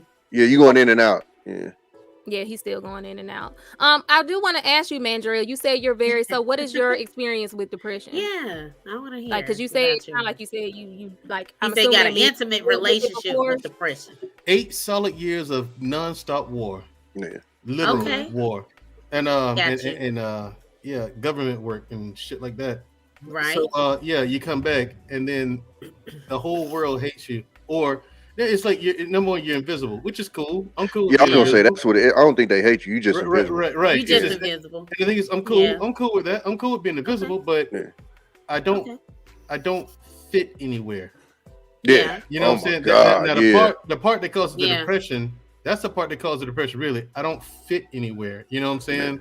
Like I got no niche. I got no clique. None of that shit. So I'm out here by myself. And then the army does you no favors because no matter what you do in the army, it ain't like you can come out here and do it without going through the same hoops and rigmarole that everyone else does. Say, like I cross-trained as a medic, right? Special Forces Weapons Sergeant, cross-trained as Special Forces Medical Sergeant. Qualified to perform surgery on the battlefield with bullets flying over your head and the whole 9.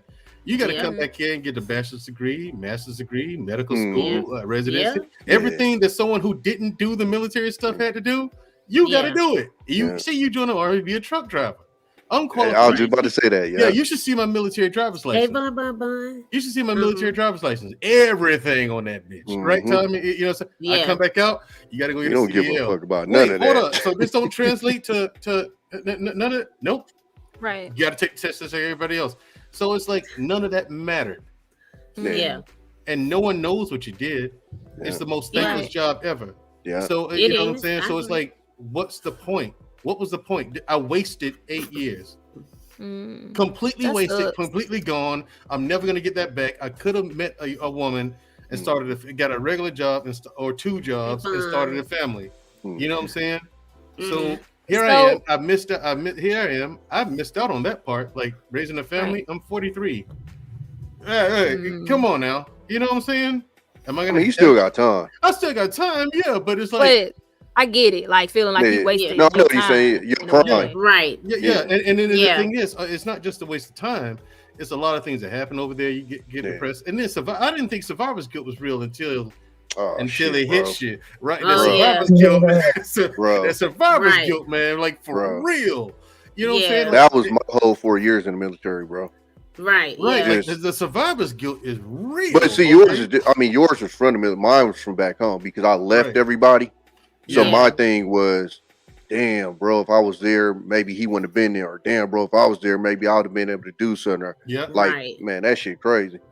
That's crazy. And so you come back here, and again, you don't fit in anywhere. People look at you like you have an arm growing out of your shoulder, like 2 more arms growing out of your shoulders. You know what I'm saying? Right, like you're not human. You're an alien. And people treat you like you're an alien, and then they're looking at me like.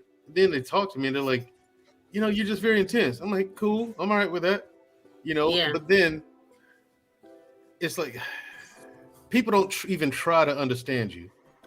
They can't. That's what you got to understand. They can't understand you. Yeah, they can't because your perspective, your experience is yours. It's yours. Your truth is your truth. And it's a super unique experience, and that's what you got to understand. That's true. I'll concede that. It was and I'll give you a perfect example, Mandrell, is. Like I was talking to him earlier, the way that you hear these dudes talk about the Pookies and Ray Rays, you can tell they don't understand what a lot of these cats go through behind the scenes back home. You know what I'm saying? So even like a lot of what you were saying, when I came home, another big thing was, bro, people that I used to hang with, I was going to go look at tombstones, bro. They weren't here no more. A lot of people. Yeah. You know what I'm saying? That like them 4 years, like when I was in boot camp, everybody in there, because I think I went through a little bit in boot camp too. Everybody in there, especially all the white kids, was getting a shitload of like letters every week and this, that, and the other. I got 1 set of letters. And I wasn't mad because I knew how my family, we not letter writing people. So I didn't expect it. Same here. I ain't expect no letters either. 1 set of letters. Everybody in my family wrote me at one time. My pops write me, and he tells me that he went to Vegas to go get my older sister, and she strung out on drugs.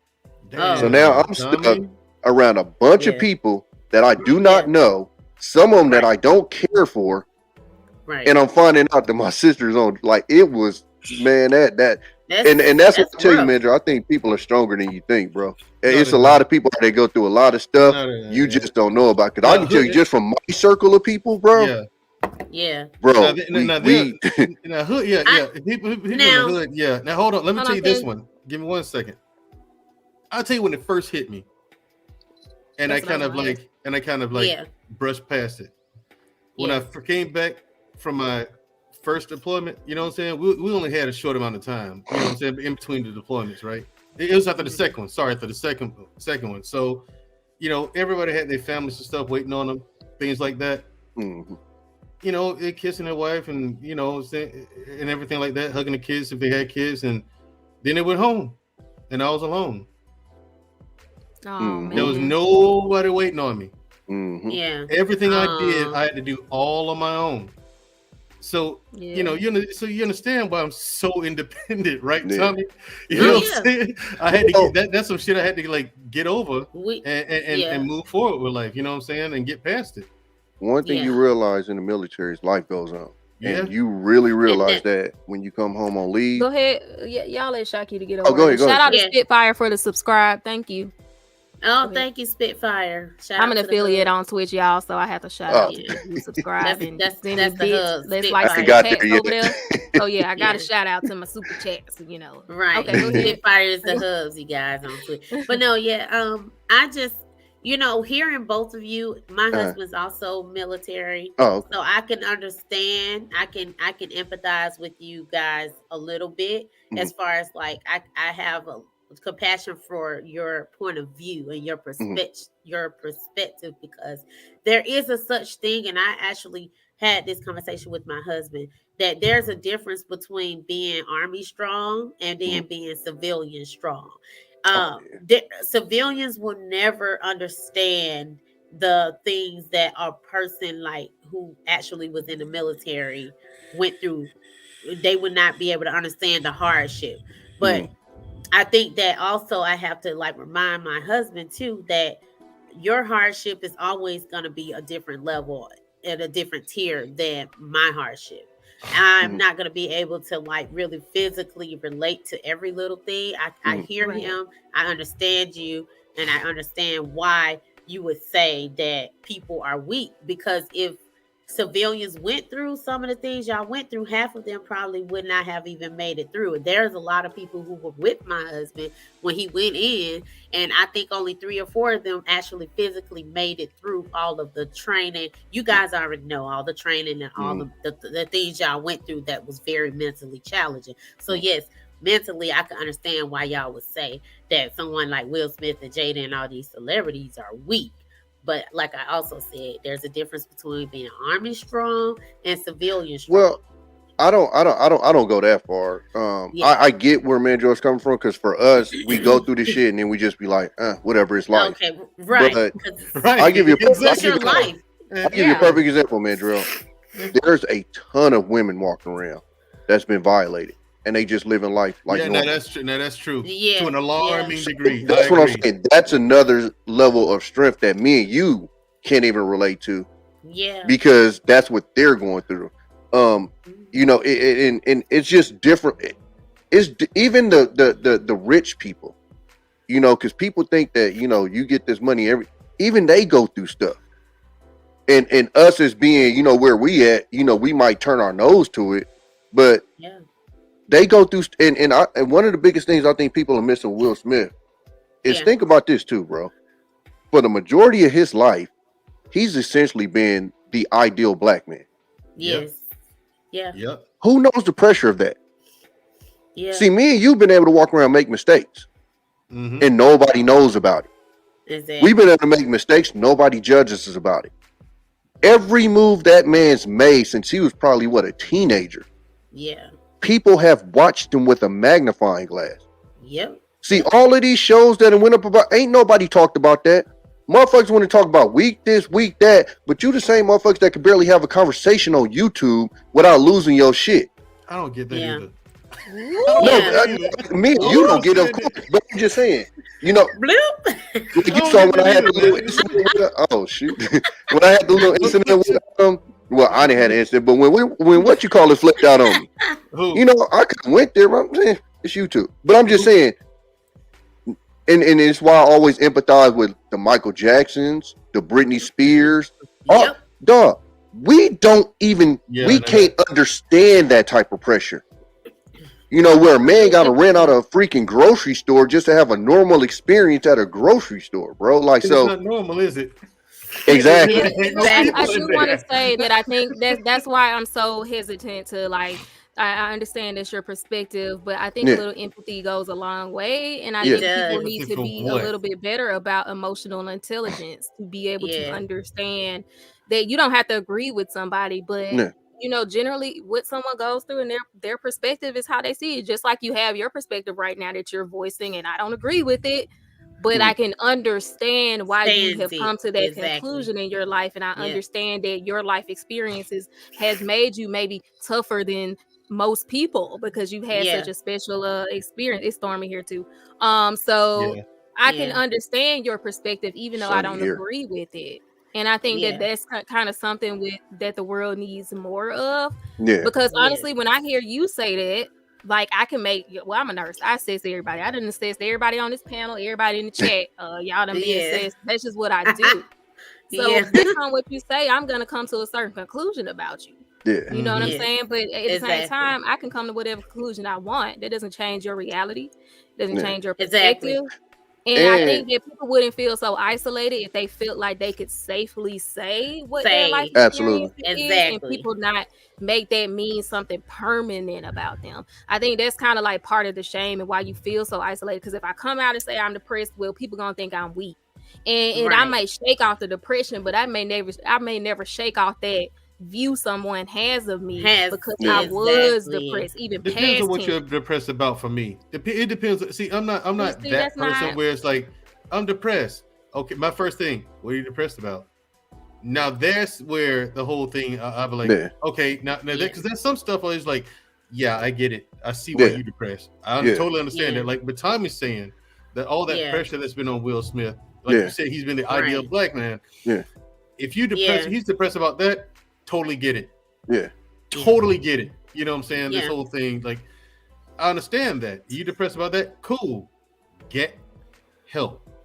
Please get some help. Because absolutely. That's not something that's easy to deal with. Can't be. Yes. You know, but but these people talking about my dog is sick, and I just that happened. People can have situational depression. I took my cat to the vet. Is real. I took my cat to the vet. Now, granted, the dog sick. I get it. I got a cat, and you run afoul at my cat. You run afoul at me, and people look at it like it's just a cat. But motherfucker, you know what I'm saying? I'm just like, exactly. It's just a cat. What's that, John? To me, don't you mess with me, right? Y'all, Mandrill, aka John. I think what you have to come to, though, Mandrill, is you got to understand everybody's wired different. It's what I had to come to. It's a lot of situations that I got friends of mine that handled a certain way. Like the sole reason I went to the military, bro, is because I'm wired different. Yeah. Because I ended up in a situation where, and everybody ends up this if you mess around in the streets, where you got to make a decision whether if you make this decision, ain't no coming back from it. And luckily, you know, like I tell people, because I had my pops around, I had a devil and an angel on my shoulder. I grew up with people who had two devils, like generally had two devils. It wasn't no, you know, voice in their head saying doing the right thing. It was we on go mode. You know what I'm saying? The shit I was just talking about in Sacramento, them dudes out there, them devils on their shoulders. You know what I'm saying? Like them dudes I seen videos of before that shit went down and what they was doing and stuff. They was on go mode. You know, so and even with that, I'm not gonna sit here and make noise because, like I told y'all, like my brother could have easily been a victim out there. Like he was out there. Right. Yeah. But because I grew up around them types, I already know that mindset.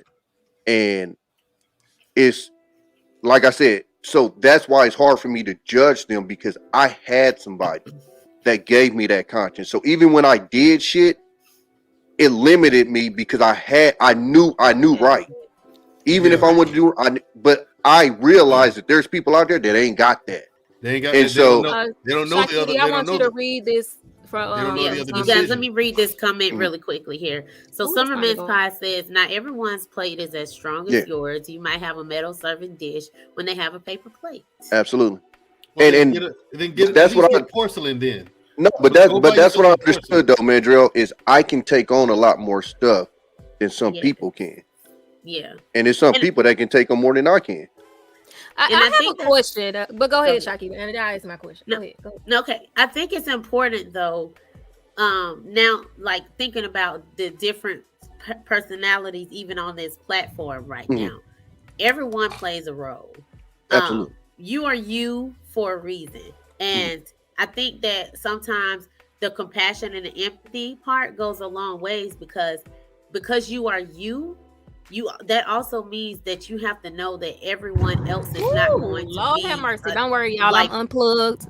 I'm about to say, I heard that one. Sheesh. I'm not plugged into any circuits. Oh my the god! First thing that happened is the power go off. My animals are out there losing their shit. The chicken's mad. The dog's mad. Let me share a little bit of this sunshine with y'all. Yeah, everybody. All the animals like, nah, bro. Out in California. The animals are not feeling it. Go ahead. That's why I'm muted. Okay. It's important to know that and to remember that there are some things and qualities that you have as a person that may be helpful to someone who's not as mentally strong as you, or who's not as physically strong as you, or who has a different viewpoint on the world than you, you know? So I think that's why it goes a long ways, because even though I don't agree with your perspective, I respect it. I accept it. I accept that it's you and it's part of you, it's your truth. And, you know, much love still. Even still, you know, and so I think that's why the compassion goes a long way. I think you have to see it, Mandra, as it's a yin and a yang, and you got to understand that if everybody had your perspective, we'd have a world full of like savages. So you have to have killing each other every day. Yeah, so you got to have like these the super strong. I'll give you that. I'm saying, because even a point in my life, if everybody was the way that I was, like, so you have to have you, and I think that's why, like I tell people all the time, when I was younger, it's no way I'd have been able to be in that space, like the manosphere. Oh, I'd have been y'all all kind of this and that and da da da. But I realized that everything in life, there is always got to be a counter. Like just everything on earth, it's a balance. It's a yin and a yang. It's a good and it's evil. It's a hard. It's a soft. Everything has a counter. So you can't So you can't expect everything and everybody to be your way. You have to accept the fact that there's going to be some people that's opposite. Men, women, children, it don't matter. Everything is going to have an opposite.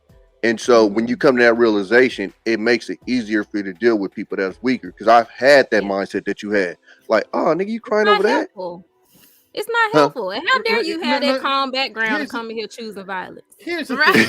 I choose violence. Because I be choosing violence now. You know I'm a fan. It's your fault. Okay. You caused me to choose. She said, "How dare you?" Put a Buddha behind me. I'm gonna put a Buddha behind me. No, listen. I'm here in my Zen mode, my Buddha. Okay, you cause me to choose violence every time I come here.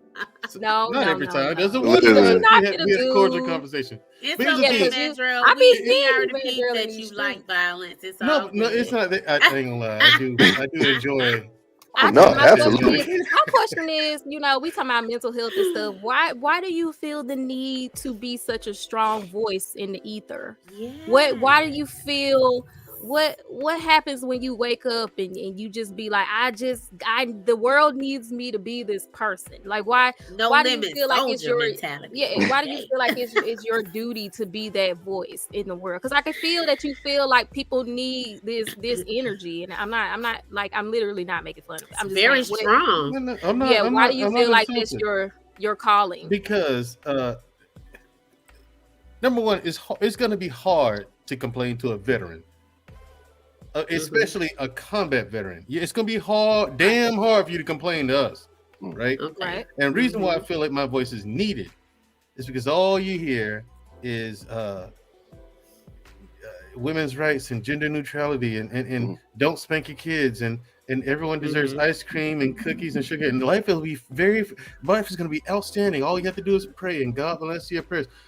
Everything. Damn, you just wrote in like 6 ideologies of life. Yes, exactly. Everything is nice and sweet. Everything has to be good.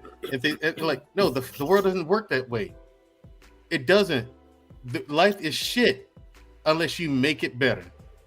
And people walk around with this entitled attitude as if they're entitled to things and they deserve it. And I'm like, no. You want it, you have to go earn it. You're being mean. No, I'm not. That's just a fact of life. You earn what you get. No, I'm being real. Shit, yo, I hear you on that one. Right. Quiet. So let him go ahead. Go ahead, okay. Go ahead. No. I agree with Mandra on that. Like, dude, listen, my aunts would slap all these newborn ladies. If they ever said I deserve something, she said, you don't receive shit. Pardon my French, you don't receive S unless you work your ass off for it. She would slap and she slapped her daughters for saying that nonsense. Because she knows she knows damn hell and well she had to work to get her husband, aka my uncle. So so your auntie is Will Smith? Yeah, exactly. Exactly. So I'm like, where the hell do you get off saying you don't deserve nothing? The hell you talking about? I'll be honest. I've never said I deserved anything in my life, even when I was young. I never thought that. I always thought, I'm gonna work hard, man. I'm about to be on this basketball team, man. I'm about to get this trophy, bro. I'm about to work my ass off for it. Never once out of my mouth that I say I deserve. Right. Ever. Okay. Right. Let us. Can That's we a read some military comments? dad, by the way. So yeah. And I'm about to Let's say, y'all read this. military men are intense. I'm gonna let ShyCutie read this one. Oh, Go hey, ahead, girl. Spitfire. Shout out to the hubs right here. That's The her nature of husband. the world is hard and cruel, and I think people try and hide from that fact. Yeah. Yes. I You see should what be I'm Sounded saying? like Mandrill. I'm not even gonna right. lie. Even who is Yeah. this? Thank you. This That's is the her hub. husband and my brother. 5'6". Yeah, that's Yeah. the thing. That's why I feel like my voice is needed. The world needs more people like me to give you a good Royalist? swift kick. To give you a good swift kick up the ass. Okay, and smack up the head, smack you Okay. upside your head, and say, "Snap out of it." You know what I'm saying? Okay, but what when that don't? What happened when that work? I'm gonna read Yellow's comment. Situational depression is big. Like my son's birthday is in a month, and I haven't seen him in a while. It's hard on a daily basis not to punch someone in the face. That is true, and that's a situation. Your son coming back to you probably will instantly relieve your depression. I'm gonna play a little clip of the energy Mandrill be coming up in here with just to kind of break No, I the don't. tension for a little I second. don't come in. I don't come in with bad energy. You need to watch it first. See how you feel. I'm gonna show you. I come with glue like. cuttings. Okay. You gotta let it play first. I think I seen this is one. Mandrill. Tommy, look at this. Comes the follow-up series. Oh, this is my shit. Tell me about it. 2.5 grand later, and then. Hey, what's going on? It's mine, Daddy. Noah keeps taking away from me. Noah, give it back. No. Noah, give it back. No.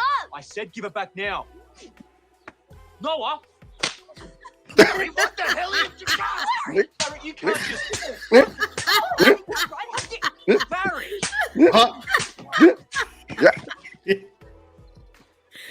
Look at him walking. Look, they didn't even do nothing. Everybody gets watch. You get slapped too. What's going on? The coppers. Backhanded. Look. You saw that 2-hand combo? Yeah. Not the That boy's on the slap streak. Listen. Ooh, that's my shit. I be like, that's how Mandrill be like. It's funny. Let's slap it up. You saw how his arms never went down. He was ready to slap. The Bernie Mac one was funny too when he got off the train. Right. Oh Lord. Did you see when he spin around and slapped no dude? Man. Yeah, I know. Technically, President said Yellow's comment hit close because we deal with that too. My bonus daughter is in California, and Now it never gets easier. Yeah, not now having Yellow's her. Yellow situation. I understand. If he gets depressed over that, I understand that. I understand. But see, that's the whole point. You don't have to understand it for it to be that person's truth, though. Why do you feel like you are the one? And there's another one. There's another one right there. Bullseye. This. It's I don't care. It's my truth. There's no such thing as your truth. There's a truth. I be saying that the truth. And the beautiful thing about the truth is that it doesn't give a shit whether you believe it or not. It's simply that's true, and that's what I'm saying about you and your idea of if somebody's reason for depression is good. It doesn't require because the war has been your life for some years, and it's that is your truth because I ain't never been to war. That's my life. I ain't never been to war. No, but why not? You should try it. I think everyone should try it. Well, here's the thing. Listen, your boy joined the Navy for a reason. Shoot nobody. Tommy said. Go ahead, Jay, because his mic ain't. No, I was going to say this. Listen, I don't want no. Okay, this ain't to anybody on the panel. I don't want no unstable shit like shit for brains next to me on the battlefield because he can't hold his own. Because I got to cover his ass. I'm not doing that. You can't help that, man. We can't help that. Everybody ain't gonna be. I'm gonna tell you something. I know what my dad had to go through a little bit from his stories, but not if I was actually there. But he like, bro, nah, I'm not doing that. Yo, some of these cats can't even freaking shoot a firearm. Think I'm gonna trust him at my back? No. Right. But here's the thing, Jay. There's no running away from that. I would trust the boys on my hood who just ain't right. Yeah. It's the same thing, at the crib. I tell people, it's a lot of people that come back with a full clip. That's all I'm gonna say. And it This was is why supposed to be full. I'm sorry, no Not shade, wrong. but this is Not why I could wrong. never marry. I would have never married a dude who was in the military. Like, Oh yeah, y'all yeah, be intense, man. yeah. Y'all be intense. No, and you know Like, what? Well, I wasn't the typical military dude, so for me, the ones who done been to war, especially, they be yeah. right. See, I was I What you just got to say listen about before people I who was been in to the war? military. I had a bullet Yeah, come past my head. I ain't want another one too, so I said Navy.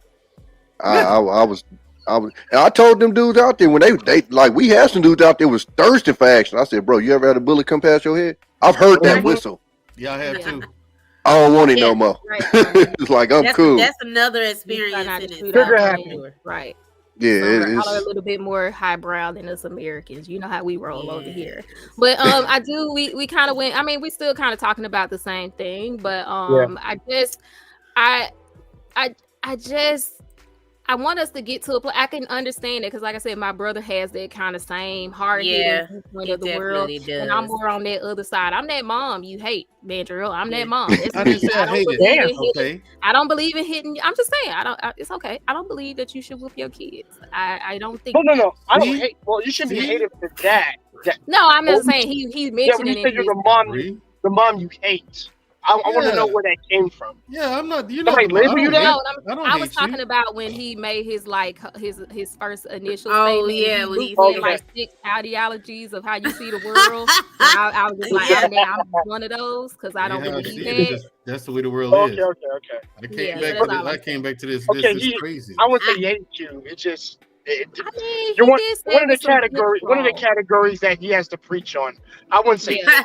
hate. Hate No, is I a know strong he don't term. hate me because he No, on he the channel and we laughing and joking. But I'm just saying, like I Yeah. heard that. I was like, I ain't like that, man, Drill. I ain't like that. Well, I feel like women it take energy to hate somebody. Like really, it does. It's not a motive. I'm like, I can't hate you. No, I get where you're right. coming from. It's just you gotta look at it as everybody's not the same, and everybody is going to and take that's each the point. experience different. Yeah. That's why. Yeah, That's why ShyCutie. you grow up. Usually, you grow up in the household with the mom and a dad because they Yeah. have different energy. They have different Absolutely, needs. the balance again. I'm gonna tell you now. That's what it's all about. I'm very. I believe in violence. If you meet me with it, Amen. I will whoop you. But Absolutely. I'm a little That's slower to do it than my hubs. You know, he a little quicker. He'd be like, no. Yeah. So, So, I Yeah, mean, but let's be real. got Most kids ain't getting beat because they hit their parents, or Who hit even their parents? hit them. Or I'm just saying, most parents who believe in corporal punishment aren't only whooping their children if their children come at them with violence. Exactly. Like that's just the reality of it. Oh. Like that's not people who believe in corporal punishment. That's not necessarily that's not what they believe, because that's what I believe. I don't believe in beating my kids unless now if you want to bite me. I'll use that as the last. Exactly. Well, Bree, it'll be Bree shy. It's the last resort for me. But let me say this right now. Make no mistake about this. If the shit get crazy enough, I might start to knock the nigga out. Bree, Yeah. I need to send this little boy over to you. Because listen, you gotta sit this little wild ass down. Dog, I know what I was like when I was wild, and I'm like, no, boy. my son is 2. He just fired on my dad. Just like what? my dad just fired on him, and he can't hit him, of course, in the face. He hit him in the leg. My dad popped the shit out of his ass. I heard it from the Once again, I don't believe it with my kids, but if my toddler, if he hits me, it's my responsibility because I'm trying to teach her what respect looks like. No, absolutely, yeah. Her, you know what the reality is. If you hit somebody else, they gonna hit you back. You should bank on it. Now, if you get lucky and they don't, you're lucky. But I'm not gonna go out here teaching her you can just be hitting people and now we're using words. But typically, no, my kids don't do that. Yeah. They don't respond in violence because that's not what they are modeled. So I think parents sometimes remove themselves from the equation. You started with a from scratch human, okay? Right. You started with a from scratch human. So anything they showing you is some aspect of yourself. Now, whether you want to acknowledge that or not, then that's on you. Damn, she just made me feel hella guilty because he is literally the reincarnation of me. Like I swear to God, And Cause it, I didn't see Tommy come on man. panels talking crazy with his chest. Right. I'm like, yeah, that's your child. I don't know you talking about something. Where he get this from? Talking This, stand man. with your chest. Stand with Yeah. This That dude girl made me was want to go right at the chest. apologize to my parents multiple Yeah, you times. Like, should. look, Yeah, I'm My sorry. I brother actually did that I did to Tommy my too. dad. Really? Yeah. Yeah. My But the middle brother, the middle child, he called my daddy and apologized because his youngest, he like Tearing his 3. ass up. He was like, damn. Yep. Right. did all he this feels when I so was bad. young. I'm sorry.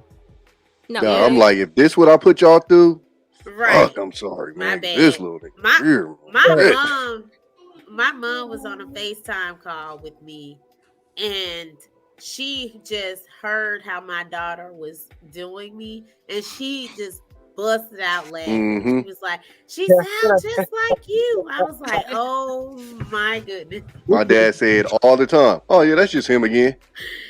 Yeah. That's you. Yeah. Jay, you was So, bad. You was dragging your parents. Yeah. What you say? No, because Yeah. my brother said the same thing. They said like, when you finally get little ones of your own, I can't wait till they give your ass hell. And I'm like, bro, first of all, I can't say it on here, but F you for that. Number one. Number two, number two, bro, I ain't gonna let my kids just run me any type of way. You crazy. That's not gonna happen. I got military structure of dad, so I know what principles to go on. But at the same time, I'm gonna let them be kids when they need to be kids, of course.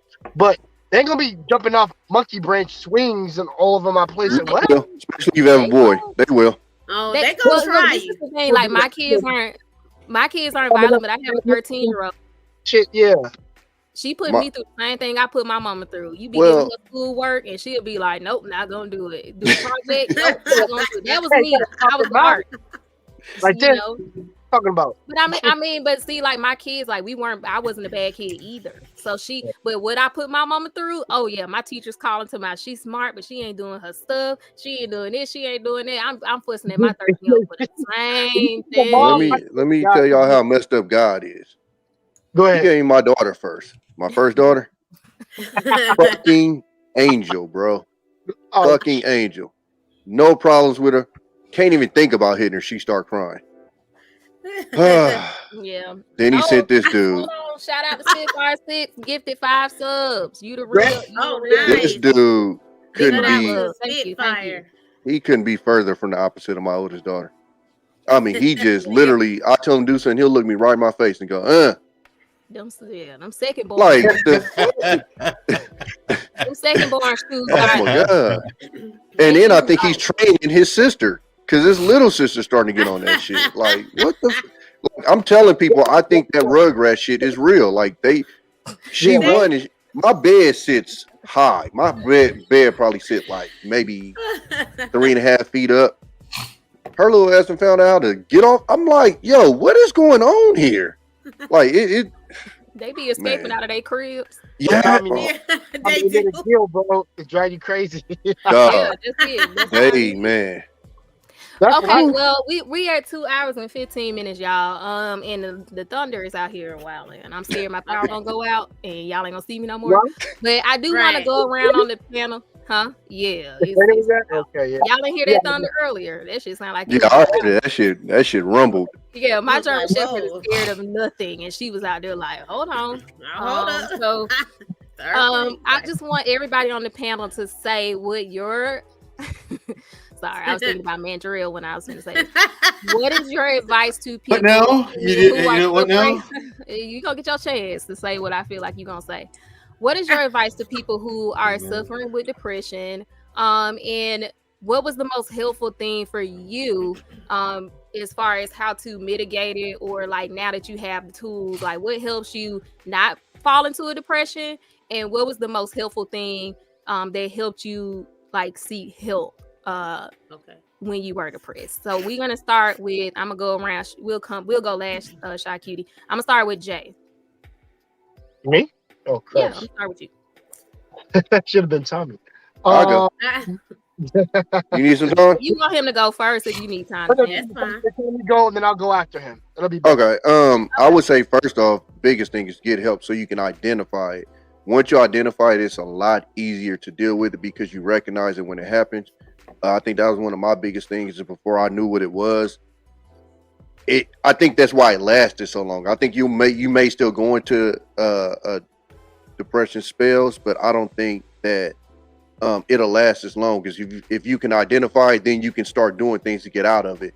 So the biggest thing is to get help. I think I told you I got it because I had to go for my disability, and that's when they hit me with the anxiety, depression, PTSD, and all kind of shit. But that, I think that's the biggest thing, is identifying it, and I think that's why so many people in our community suffer from it. It's because we just flat out, we're ignorant of it. We like we all said on the TV, they give you the exaggerated version of it, where you want to delete yourself. And so growing up, that's what we all thought it was, is, oh, okay, well, because even, like, perfect example, my older sister, she used to cut herself. So that was an easy way. Oh, okay, you got this and this going on, but if you're not doing anything that extreme, it's extremely hard to just be like, I'm going through this. So I think that's the biggest thing, is get seek help, have it, what do you call it? Have it, what do the doctors do? They diagnose, have it diagnosed, and then if you need meds, use them. I wasn't prescribed them. I've been all right. But if you have, deep depressions, get meds or whatever. And just, if you don't get that deep into it, just identify it. So when you do go through it, you can get out of it a lot faster than if you didn't. That's good advice. ShyCutie, do you want to read this advice? All right. So Spitfire says, find a leader / mentor, someone you look up to. The definition of a leader is someone you can look to lead you out of the darkness. Get a stronger tribe, and they will help you through those situations. That's hard, though. That is that's hard, though, to try to, because human connection, like I know this started off with that movie that we watched, A Silent Voice, and ultimately human connection was able to help him in a way that he couldn't help himself. And the reason I say sometimes that can be a good way is because we can recognize patterns in other people sometimes better than ourselves. And so if you have a strong community and people you really trust, like me and ShyCutie, we know each other's patterns enough where if she's not in her pattern, I could point it out to her and make she, and a lot of times that can help her come out of it before it gets too bad. So I think that's more so what he's speaking of. It is worth trying to have people like that who can do that for you. I know that's not always easy. It does help, I think. Yeah, if you can get that. I definitely agree, and this is a problem I struggled with for years, and I'm saying this because I've already told myself the same thing. Don't look at, when you're going through a time of darkness or when you're feeling a little less than your normal self, don't look at it as a sign of weakness that you need to seek help, because we all human. We're going to have some struggles. So I think that also is helpful, like not looking at it as a sign of weakness, but just look at it as you're at a point in your life where you need a little bit of a push that you can't push yourself out of, and that's okay. You have to say and be okay with it being okay to need help sometimes. Yes, that's good. All right, Jay, you got your answer ready? Yeah, plenty, but I'm sure that. Yes, check your in on the head. So I have to say that point. Thank you. Don't ever feel ashamed that you need to go help. I did a whole episode. I did a whole topic session of that, where friendship is needed more often than not than you being by yourself, which is regarded with isolation. And also just getting down on yourself, because because I'll say this to you, when somebody told me, you're your own worst enemy. I had men and women when I was young. I'm my own worst enemy. You're like, trust me, the enemy's not the people around you, it's you. No. Like, you're making everybody's job easy for you. Well, for them, you're getting rid of yourself, that you shouldn't do. And with regards to that, if you're like, let's say, if you're like mentally on some PTSD, I know all the stuff that war vets get, or somebody who's been through a psychotropic like just experience, like Django and James, professional. And don't feel ashamed. Like, seriously, I got mine. I'm in a much better spot than I was, and I would never in hell want to go back. Please, you ask me when to relive your hell no. I'm good with that right now. So yes, that help is very much that help is very much there. And please, and guys, I'm former Christian, so don't come at me. Don't use going to church as a means of for substituting for professional help. I am getting tired of hearing that shit. Pardon my French. I'm getting tired of that. Amen. And the reason why I'm saying that is because even my grandmother, who believes in that, still want to go see professional help. She didn't go to him first. He went. Yep. He prayed to go get the help, and then she went to go get the help. Simple enough. She didn't stay there and just say it'll just happen for me. No, that's not it. Going, the help is right there, guys. It's obvious there. And shout out to both Bree and Chef for watching the movie Silent Voice, because that can tell you, I will lie, that this shit just take. When I watched it, that shit took me back to my freaking time. I was like, God Christ. Yeah. Like that's a whole, that's something you can't understand unless you've been through that and you're trying to seek redemption also if you did bad acts in the past. Like there's a lot of people I apologize back in the day that I'm cool with now. And people, like even the dudes I have fights with, Tommy B would know this. The fights that we had in with our dudes in school, bro, you can become friends after that, but you don't get to really know each other until you've actually really fought them, and then they talk to you about the crap they go in their life, and you share theirs. Yo, y'all real boys at that point. The girls can do vice versa, but the little girls are a little different. Them girls trying to kill each other sometimes. Yeah. That's just I'm not even gonna lie. We do be trying to kill each other. Yeah. We'll be fighting because we hate each other. Probably. I think I hate each other. But I'll pull off on this. I actually had to pull away 2 girls in high school. One of them girls that I liked, I'm like, oh, yeah, let me pull her dumb ass away. Because she's doing something stupid. Yeah, where her friends want to get kicked out, I'm like, no, I ain't dumb shit. When women snap, all the guys are holding her back, not the girls. Because, she going to wreck through them girls. Like, get off of me, man. Mm-hmm. But shout out to everybody here. Shout out to the topic that Bree had. Glad I can join and get off early like I did at work, so I can just be here to talk to my man Tommy Mandrell, ShyCutie, and Bree. And like and subscribe to their videos on YouTube and Twitch. And if you don't, I will find you and I will feed you to my coyotes. Let's go. Let's go. Jay chose violence today. Drop me an exclamation mark V in the chat for our man, drip rubbing off. Our energy is permeated. That's why I'm here. That's why I'm here, baby. You are cutting out, but I think we got. He's talking about JPEG. We got you. Yellow always in the chat choosing violence, but thank you. I'm gonna let Mandrell get his words in. Shout out to Yellow for the bits. I don't know how many of those are Yellow. How many are those? Yeah, shout Yellow. Out to him for the bits. That's my boy too, man. Yellow. My husband said too. That's something men deal with. Please, he trying to get a hype train. Calm down, sir. Calm down, sir. You do not need a hype train right now. Okay, Mandrell. Mm-hmm. Mandrell, go ahead and do you remember the question? What is the question? The question is, what advice would you give to people who are suffering with depression, and what was the most helpful thing for you in your processing through being a fuck? I mean, hey, whoa, okay.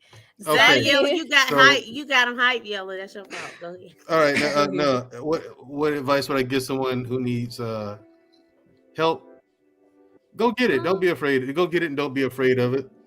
My thing was, for me, I went and got help when when it hit me. When I realized I had a problem, I was like, and it was really like spur of the moment. I was sitting there, I was like, my God, I really have a problem, don't I? And that's how it came to me. Like, that was my honest reaction. Like, oh my God, I really got a problem, don't I? Yeah. And so that same day, I got in my car. I drove to the VA. I said, listen, I need to talk to someone in mental health. I didn't know what to ask exactly. I just told them I need to talk to somebody in mental health. And so from that day on, I started going to therapy. You know what I'm saying? Don't be afraid of it. It's not a sign of weakness that you need mental health help. And start paying attention to life. If your life is shit, okay, cool. Just start doing things to fix it. and understand that in life you're gonna do a lot of stuff you don't feel like doing. Yeah. But that's the sacrifice. That's what makes the fruit at the end of it worth it. The labor you put into it. That's just how life is. There's no getting around it. Yeah.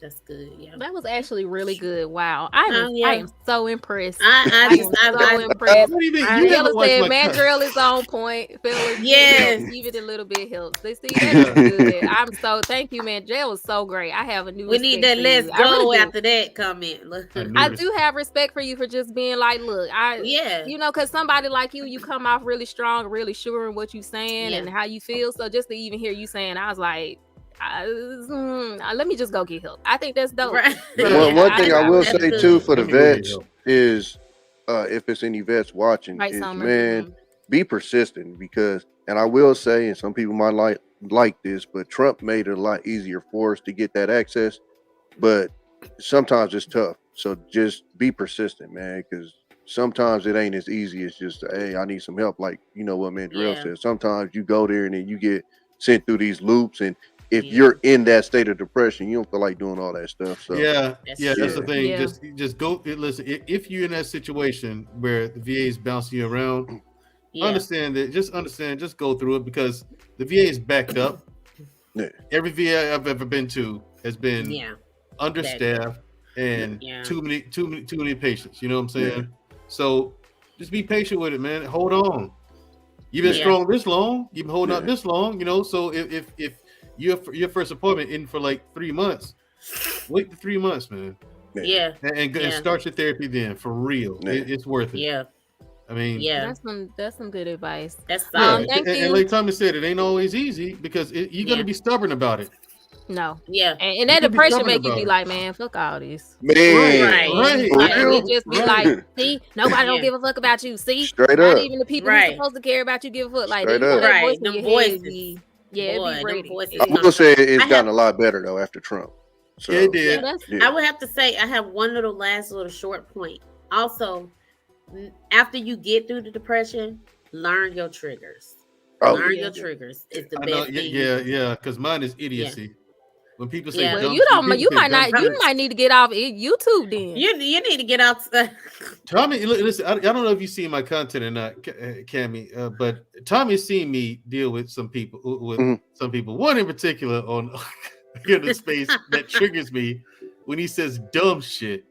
I mean, leave him alone. It's just dumb shit. I'm just like, you should just get off YouTube if that's your trigger. But my thing is, I see people like this, and I'm just like, how are you even still alive? Listen, that's the way you think. I'm an instigator, so I can't help it. Hey, man, this Lakers lost, so get on this helmet. I'm gonna check out some of Mandrill's content sometimes, cause girl, I got a show tonight. Just drink some. Yeah, he got a show tonight. Drink some. Debt. It's about debt. Yeah. We'll see how long it stays on. It's called The Debt Solution. Now in a couple of weeks, I'm gonna do one called The Moral Dilemma. Okay. It's about the immorality and hypocrisy of the Black community. Okay. Let's go. Is it gonna be a drag session? It's gonna be a drag session? I actually do. I watch the shows because I watched a show last night about the Jezebels or whatever. I don't be saying nothing, but I do be watching the shows. So. Oh, good. Okay. I catch most of the shows, on Black Man, because he on Black Man Unfiltered Network. So you get your show on there. So I do be looking at their shows every Wednesday, 8:30. I went in. I hit the like button, but bro, when I see Will or Jada, bro, I check out. I'm on overload with them too. I'm with you on that too. I'm done with it. I'm over that. Like shit let now, that shit go. I've been over that. I definitely don't want to hear the Christian perspective on Will and Jada. Oh my God. They ain't. Why not? So. Listen, they're not Christian because they're not Christian. This is what's funny to me though, is they supposedly make us look bad as a Black community. Do people not remember Tommy Lee and Pam and Pamela Anderson? Yeah, and all the wild shit they did. I wonder why white people didn't get together and go, oh, they're just making us look so bad. Oh my God. They don't have to tap dance for master. Exactly. Right. Oh my God. I got this, Pam and They don't have to tap dance for master, but it was wild. Thank you, y'all, for coming up. Me and ShyCutie gonna leave our closing thoughts. See y'all. Thanks for having us. Coming up. Thanks for having me. We appreciate everything. I'm gonna drop. I got a show that's airing tonight live, 8:30 Central Time. I'm gonna drop the link to your show in the chat. I'm gonna drop the link to Black Man Unfiltered Network channel in the chat. Yeah, everybody subscribe to that channel. You know, we're trying to. Yeah, he trying to get up there, and that's how I met a lot of these lovely people y'all see jump up here. So shout out to Black Man Unfiltered Network. I'm gonna put his link in the chat. Let's go. Oh shit! What happened to my screen? Y'all heard me cuss? Oh shit! Yeah, we did. Okay. Well, there you go. I cuss. It is Black Men Unfiltered, aka Black Women Unfiltered. There you go. There's the link to the channel. Make sure you subscribe if you want to see Mandrill up there talking. Mandrill, you should hear her on the game. We're not talking about that. That's an alter person. That's an alter ShyCutie, it is very nice meeting you. You too, Mandrill. Yeah, because he came on my Sunday show, so this is your first time up here with ShyCutie. Right. Yes. I'm not the big bad wolf everyone says I am. No, the first time we met though, you chose violence a little bit, and then it was funny. What he say? What he say? What you say? I said I'm not the big bad wolf everyone says I am. Look at this, she's like. Okay, well, let me put my memes up. I ain't saying nothing. I'm gonna let the memes talk with me. Okay. I don't know why, man, but she is so cute to me, Viola Davis. Viola. Yeah. I'm not walking into that landmine. But y'all told me be careful. For an older woman, she's very attractive, is she not? For what? For an older woman. Oh, okay. I was about to say, okay. No, she attractive, period. Thank you. I thought so. Yeah. I just never know with Mandrill, so I'm just leaving it there. Okay. I'm not even. I wasn't setting you up. Listen, my communication is very streamlined. You're not E-Man, so I don't even have to set him up for You're anything. Not gonna come on here and be talking about. Ask him a question. Don't come on here and talk about. He sets his own trap and blows himself up. I'm just like, oh my goodness. This is my people thought it was me. This is my mouth the funniest rivalry on YouTube is them two. Hilarious. Yeah, they hate. I don't know. Look at last Friday's barbershop talk. You had Gray Pill. You had Gray Pill on there who tried to help E-Man. I said, "You want to help him? Go right ahead." No, see, E-Man. We I not asked him doing one question, and then he just said something else crazy. I'm just like, I haven't had to pull my memes out in a minute. Thank you, Mandrill.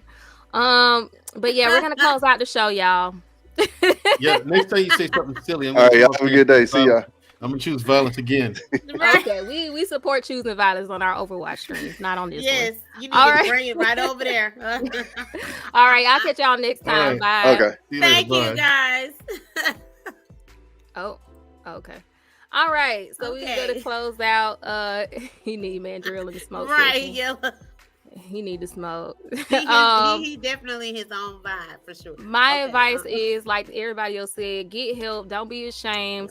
Your current situation does not have to be your permanent situation, and you can always come back from anything if you take control of your life. Be an active participant in your life. If you want better for yourself, you have to be the first believer in your value. If you can't see the value in yourself, nobody else will. So, everybody goes through it. It doesn't have to be a permanent thing, and it doesn't mean anything about who you are. You are not your depression. You are not your situation.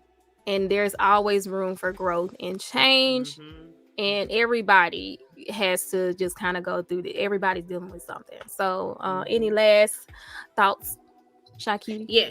And also, I know that social media, sometimes things we see in the media can get you mixed up on the fact that people also have their struggles.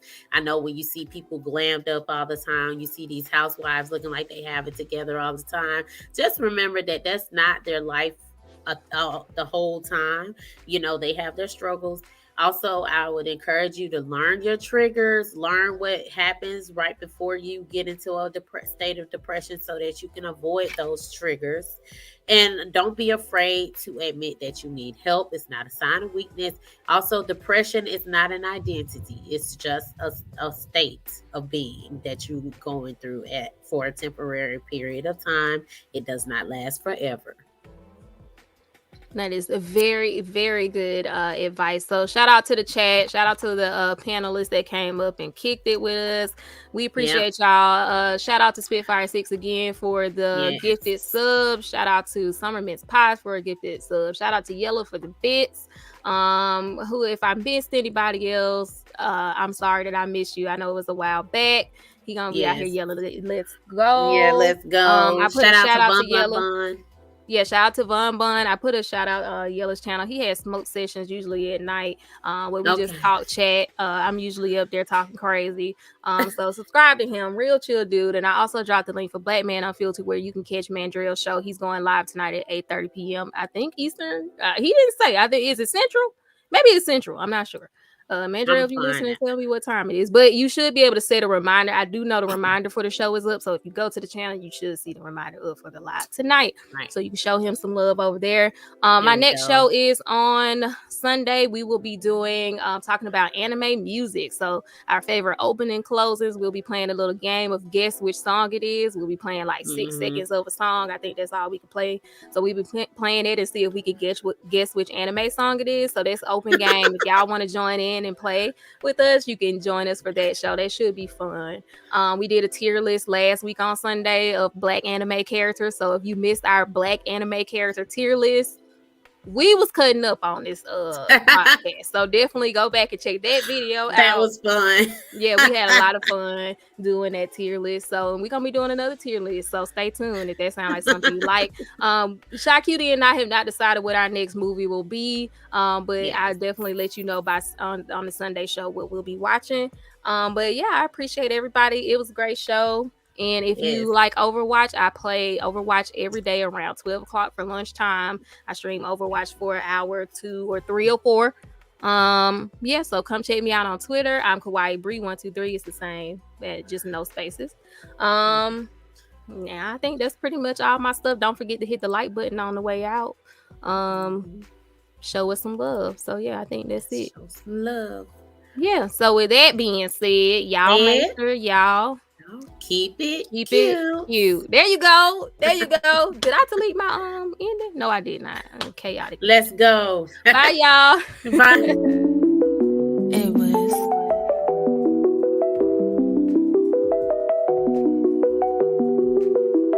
I got a question.